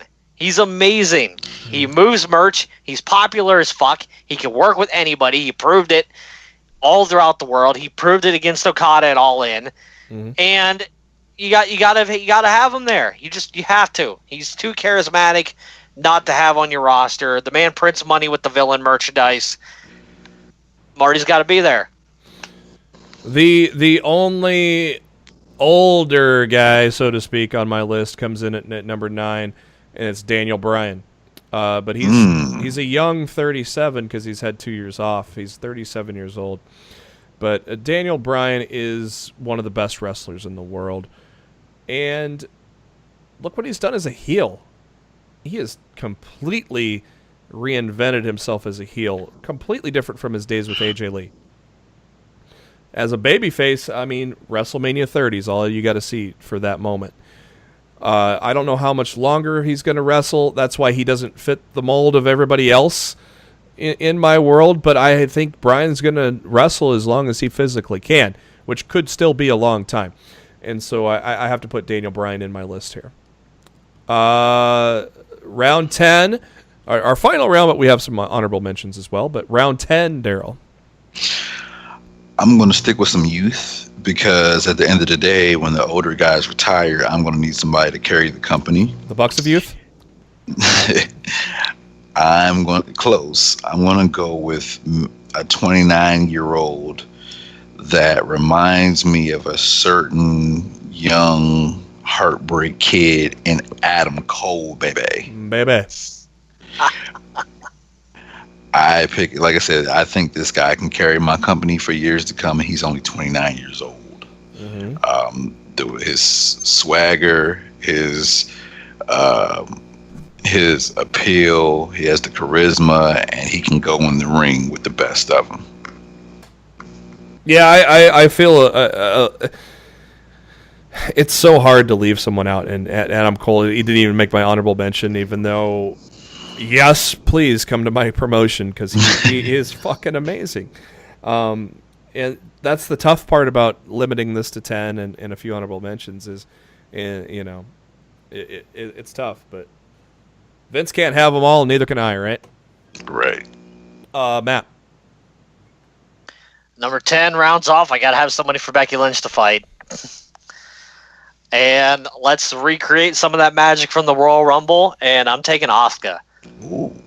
Asuka is amazing. She can work with anybody. We've seen how amazing she could be in NXT. We've seen flashes of it on the main roster. I let her and Becky just tear the fucking house down. My last one goes to the most promising man in professional wrestling today, Adam Page, Hangman Page. He is the future. He could be the first AEW champion. He's definitely in that picture right now with possibly Jericho, Pac, who knows. But Hangman Page has not reinvented himself, but he's transformed himself into a main event player in waiting, and obviously AEW is where that main event player status is going to hit. And so I have Hangman Page rounding out my list of 10. Darryl, what are your honorable mentions? You want me to just name all three, or yeah, just go ahead and name all three. Okay. I need somebody in my women's division, and like I said, I'm still going along the lines of youth. So if I want to see somebody, if I want to build my women's division, I'm going to go with Tessa Blanchard. Okay. In the same theme of youth, this guy has been more flamboyant than I've seen in a long time in a professional wrestler, with the Velveteen Dream. Mm-hmm. And then I'm gonna round it out with a little bit of experience in the tag team division with none other than SCU. Matt, who are you? I love your honorable mentions, Darryl. I actually had Tessa on my honorable mentions, and I ended up replacing her. Mm-hmm. But yeah, I love your honorable mentions. Actually, anybody that you name there, I would love to have within my company. But all my honorable mentions are different. For my guy, the only guy from TNA, and that is Johnny Impact. Oh, yeah. Okay. Dude can go. Dude's great on the promo. He's been everywhere. He knows what he's doing.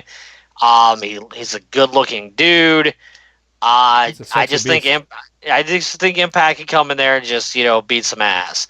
And I would love to see him, against some of the guys on my list, like Nakamura or Kenny Omega and shit like that. I just think those would be really fucking cool.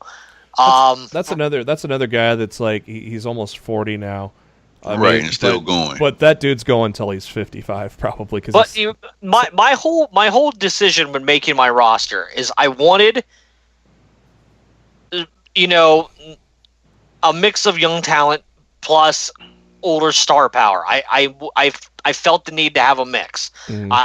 Because if I just have a whole bunch of young guys, nobody's going to want to watch my promotion except for the hardcore crowd. But I had to have people like Styles and Nakamura and Samoa Joe in there to attract, the standard basic WWE crowd who knows and loves what these people are, and then get them to fall in love with the Kennys and the Young Bucks and the Martys and people like that. Well, that's what I kind of did, the best of both worlds with Seth Rollins and Kevin Owens and Dean Ambrose. So I also had Seth Rollins, and I would love to have Kevin Owens on my roster. I think Dean would be too much of a headache. For my female, and like I said, I had Tessa Blanchard listed here, and I ended up swapping it because, like I was just talking about, star power and name recognition for your brand. I took Ronda Rousey. She's only been in the business for a fucking year, and look what she's done in a year's time. Yep. Imagine what she could be like 3 or 4 years from now, and I feel like she could be the staple of my company for years to come, for the men or for the women. I just think Ronda Rousey's name power would be enough to, give my promotion mainstream attention right off the bat. And for my tag team, look, man, you could just take Adam Cole, but I'm taking the whole fucking Undisputed Era. I knew you were going to do that. I'm taking the whole fucking Undisputed Era. I got Cole, I got O'Reilly, I got Fish, and I got Strong. They come in there, feud with the Elite. Holy shit. That's a smart play. Fucking dope. Smart play to take them all. Yeah.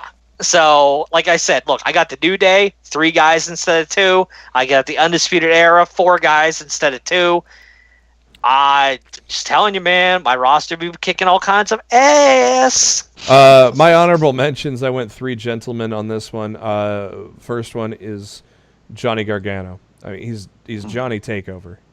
The dude has put together 5-star matches after 5-star matches, and I think he's only 31. And on the mic as a heel, he has gotten so much better. As a babyface, it was kind of limited, but now he's a heel. He's really turned that side of the persona on to match what's been in ring. So I had to go with Johnny Gargano. I had to go with Velveteen Dream because Jesus Christ, the dude's like 23, 24, and look what he's already accomplished. Just a tremendous talent, but you know, and I remember when Velveteen debuted, and Matt, you remember saying that you just didn't think it was a gimmick you thought it was a gimmick that would limit him or something like that. And Velveteen just took that and said, you know what, I'm going to make it a main event gimmick, and he did. You know, and he faced Ciampa, he faced Aleister Black. He might take the title from Gargano. You know, I did not read spoilers, so we won't go there. But I did not read them, so I don't know, honestly. So, but I mean, you do know. Oh, that's right. Because yeah. Jobber. We know, but we don't know. Yeah, exactly. It's Triple H, that sneaky bastard. You know, but you have no idea. They filmed 2 endings. And much like I, you know, obviously in my last honorable mention, much like I had the Bucks, you know, for their in-ring ability and their business acumen, I got Cody Rhodes. Okay. Cody Rhodes, actually, you know, before Ciampa arrived, Cody Rhodes was the best heel in professional wrestling for the past year. With some tremendous matches with Kenny Omega and Jay Lethal, and so on and so on, and he's fits my mold of building a base of young main event players that are already ready for the main event, and he's right there. So Cody Rhodes makes my my final honorable mention, and now if we could just open the floor, just any spitballing of other guys you would take. That's where I kind of. I'll start it off with saying that's where I kind of bring in the vets. I would bring in Randy Orton. I would bring in Chris Jericho, obviously. I mean, that's a big name, too. I would bring in the names that would be the star power for 2 to 3 years to help get my company off the ground. And so that those would be the kind of the 2 guys that come to mind right away. Obviously, Undisputed Era. You know, those 4 guys are tremendous, and we've all followed them ever since Ring of Honor, so they would obviously have a spot in there too. Anybody else you guys want to just add last minute? Well, I mean, for me, this is where I start rounding out the roster with the youth of tomorrow. This is where I put the Leo Rushes, the Pete Dunnes, the Velveteen Dreams, you know, people like that. I mean, that's how I would round out the roster at the bottom. You know, the stars. You know, the stars of tomorrow today, so to speak, and I would have those type of people down there. Look, there's tons of great names you guys named. You know, and you know, a name that none of us named that I would definitely like to have on my roster would be Roman Reigns. Mm-hmm. That dude can work. That dude can work with anybody, and you know, he's a young guy too. He's going to be around for years to come when he finishes his battle with the leukemia. I'd love to have Roman on my roster. And the first few episodes of Lost to the Midcard, since we're celebrating episode 200, well, go back and listen to some of those first episodes, and you will not hear Matt and I bitching about Roman Reigns. You'll be hearing Matt and I praising Roman Reigns. I would probably go on a different sense as far as business is concerned. I'm looking at what my audience is looking at and what type of audience I'm trying to attract. So I would go to other countries, specifically to New Japan, to try to branch out there. I wouldn't mind bringing in an Okada. I would not mind also bringing in the Lucha Brothers. Mm-hmm. Or, you know, just for shits and giggles, I would bring in Tama Tonga because he's had a pretty good year. True. You know what I mean? So I have my youth, I have my veterans, but what else do I need? You know, if I want to attract a bigger audience, I'm going to go overseas. I think to attract a bigger audience, I'd really want to flesh out my women's roster. I think women's wrestling's hotter now than it's ever been in the history of this industry, and I would make sure my women's roster was easily the best in the world. You know, top to bottom, I would have the best women's roster on the planet, and it would definitely showcase as such. It would have something for everybody. Mm-hmm. And I would totally be silly not to add a certain individual by the name of Eli Drake. God. Thought we were going to get through this episode without that. Dummy, yeah. I guess I was a dummy for thinking it. See, Eli and here's Drake. here's the funny thing. The one person who you guys would have thought I would have picked, I didn't even pick him. Matt Taven? Yes. To me, the only... I was waiting for it to be his cornerstone. You know what I mean? Like, What a mark. I thought I was going to actually pick him before Eli Drake was mentioned, but apparently that wasn't the case. I really only gave one guy in Ring of Honor consideration, and he was on the list until I bumped him off of the list, and it was Jay Lethal. Yeah, like for me, the only guy I'm interested in is Marty. Yeah, I would have probably, if I were to name anybody in Ring of Honor, I would have probably brought in Jeff Cobb. Of course, Flip Gordon. That's not bad. Yeah. Jeff Cobb or Flip Gordon aren't bad. Those would be good honorable mentions. I'd take Mandy Leone out of there. We know. I'm just saying I would. She'd be on my women's roster. We know. Okay, I'm glad you know. Mm-hmm. Bet you would love that. Mandy Leone, Mandy Rose. They'd both be there. Yeah, I know. See, I wouldn't take away their last names or first names either. Yeah, you got to tell the difference between one of them. I just can't wait till Dominic Dijakovic comes to the main roster. What? What, pal? Yeah. They're just going to shorten it. He's just going to be Dijak. Dom. He's going to be Dom. It's going to go around in a complete circle. Well, let me ask you this question, and I'll end this of the subject we're on. You get one living professional wrestler that is retired to be your general manager and run your company. Who do you pick? Who are you asking first? JB? Doesn't matter. Whoever wants to go first. I would go with the best general manager of all time, William Regal.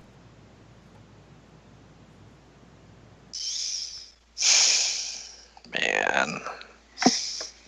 The fact that he's got to be alive throws a freaking wrench into my That's why I said plans. It helps if they're alive to be on the promotion, yeah. that. Yes. Yeah, shut up.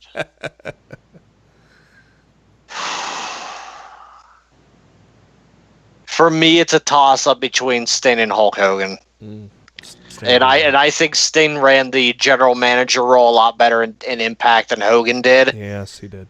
So I would probably have to lean on Sting. I would have to go with my favorite wrestler of all time, and he's currently the COO of WWE, Triple H. He's not retired. Retired. Yeah. Oh, retired? I said retired? You said retired, you son of a bitch. Well, damn it. Okay. Otherwise, he would have been the obvious choice for me, too. That's true. That's true. Well, I would have to go with... And I don't even think anybody with the last name McMahon should even be qualified for being in our promotion. Fuck no. If that's the case, then damn, I just lost my train of thought because I had somebody good. Jim Crockett. Yeah, okay. Is he alive even? I would probably go with, oh my God. Fuck. You asked the question, you son of a... Yeah, I know. I know. I had somebody in mind, but I forgot who it was. I'll tell you. I'm gonna go with Bischoff. Yeah, I would tell you who was an underrated general manager for the short time he did it, because he was hurt. Is why he was in the role. I thought Shawn Michaels did a good job in the Attitude Era as commissioner. Yeah, he did. Mick Foley was great in the initial run of commissioner as well. Austin was good too. Angle was good present day. Yeah, he was all right. With what he was given. With what he was given creatively, he was still good. So, Any final thought? Any final thoughts on this little thing before we put a bow on it and put a bow on the show? No, I'm good. I'm content with my federation, my wrestling company. Your It's gonna federation. make me a bunch of money. I just one more guy I'd like to throw out there that nobody named, and I think he's been criminally misused in the WWE over the last 6 to 8 months. I'd love to bring Braun Strowman in. Oh yeah. I would love to do Braun Strowman versus Kenny Omega. I can't believe the three of us didn't think of him. Yeah. I feel agree. like I think Braun Strowman, like the way Strowman works so many different styles with so many different people. Oh, him and Finn. I think him and Omega in a match would be amazing. God, nobody mentioned Finn either. I would love to have Finn nobody Balor. did. And shit, he's young. Fuck. Yeah. Yeah, I'd love to have Finn Balor. So, just another guy. Like we could do this discussion all day. Honestly,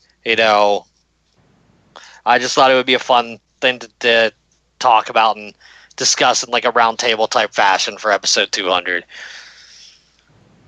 Speaking of episode 200, that's going to do it for episode 200 of Lost in the Midcard. Thank you to SpiderDuck.net for being our host and enabling us to be not only on iTunes, but now on Spotify pretty soon. Word is a day or two that may get to show up. Once it does show up, we will update our social media. But just search for Lost in the Midcard. Hit that subscribe button. That way you know every time a new episode comes your way every Wednesday, and also keeps your helps you keep your eye out for any special episodes we do. And you can also subscribe on the YouTube. And the links to all that are on our Facebook page, facebook.com/LostInTheMidcard. And give us a like there, or give us a follow on the Twitter at LITMC Podcast. We also share a lot of the great tweets within the wrestling world. Darryl's on the Twitter at NoOneLikeD. Matt is on the Twitter at RawFShowtime. I'm on the Twitter at JBHuskers. And before we ride off into the sunset and look forward to the next 100 episodes, Darryl, what are your final thoughts? Like I said earlier, don't tell me who to root for. I want to root for who the hell I want to root for. And I'm going to leave it at that. Matt. I just honestly want to thank all the listeners that have been with us, from the beginning, or jumped in at episode 100 or 176 or 125 or whatever. I don't freaking care when you jumped in. Just the fact that you're here and you're listening and you're enjoying the show, it means the world to me, and I'm sure it means the world to JB and Darryl as well. And here's the 200 more episodes, and however many we run, maybe someday we'll be talking about Lost of the Midcard 1000. We'll see where we go. Wouldn't that be a thing? I mean, we started this thing after Royal Rumble in 2015, and we didn't know what to expect. And we started this completely from scratch. I didn't come from a podcast. Matt didn't come from a podcast. And it was just basically, it was born out of us going back and forth on Twitter. And it's translated very well to audio, and was really happy to bring Darryl on to the show as a permanent host this year after being on a lot and helping when Matt was gone. It's the only 3-man booth I enjoy. Yeah, the only 3-man booths that should exist. But it's been a hell of a ride. And I've done podcasts before and barely gotten to episode 10, and so to get to episode 200 is truly something. It's a pleasure to talk and bullshit and all of the above, and it's only going to get more interesting to do with AEW and what's going on in 2019. It's only going to get a lot more fun and interesting. So with that said, thank you for tuning in to Lost in the Midcard. Have a good one, and we will be back at you with our reactions from Elimination Chamber.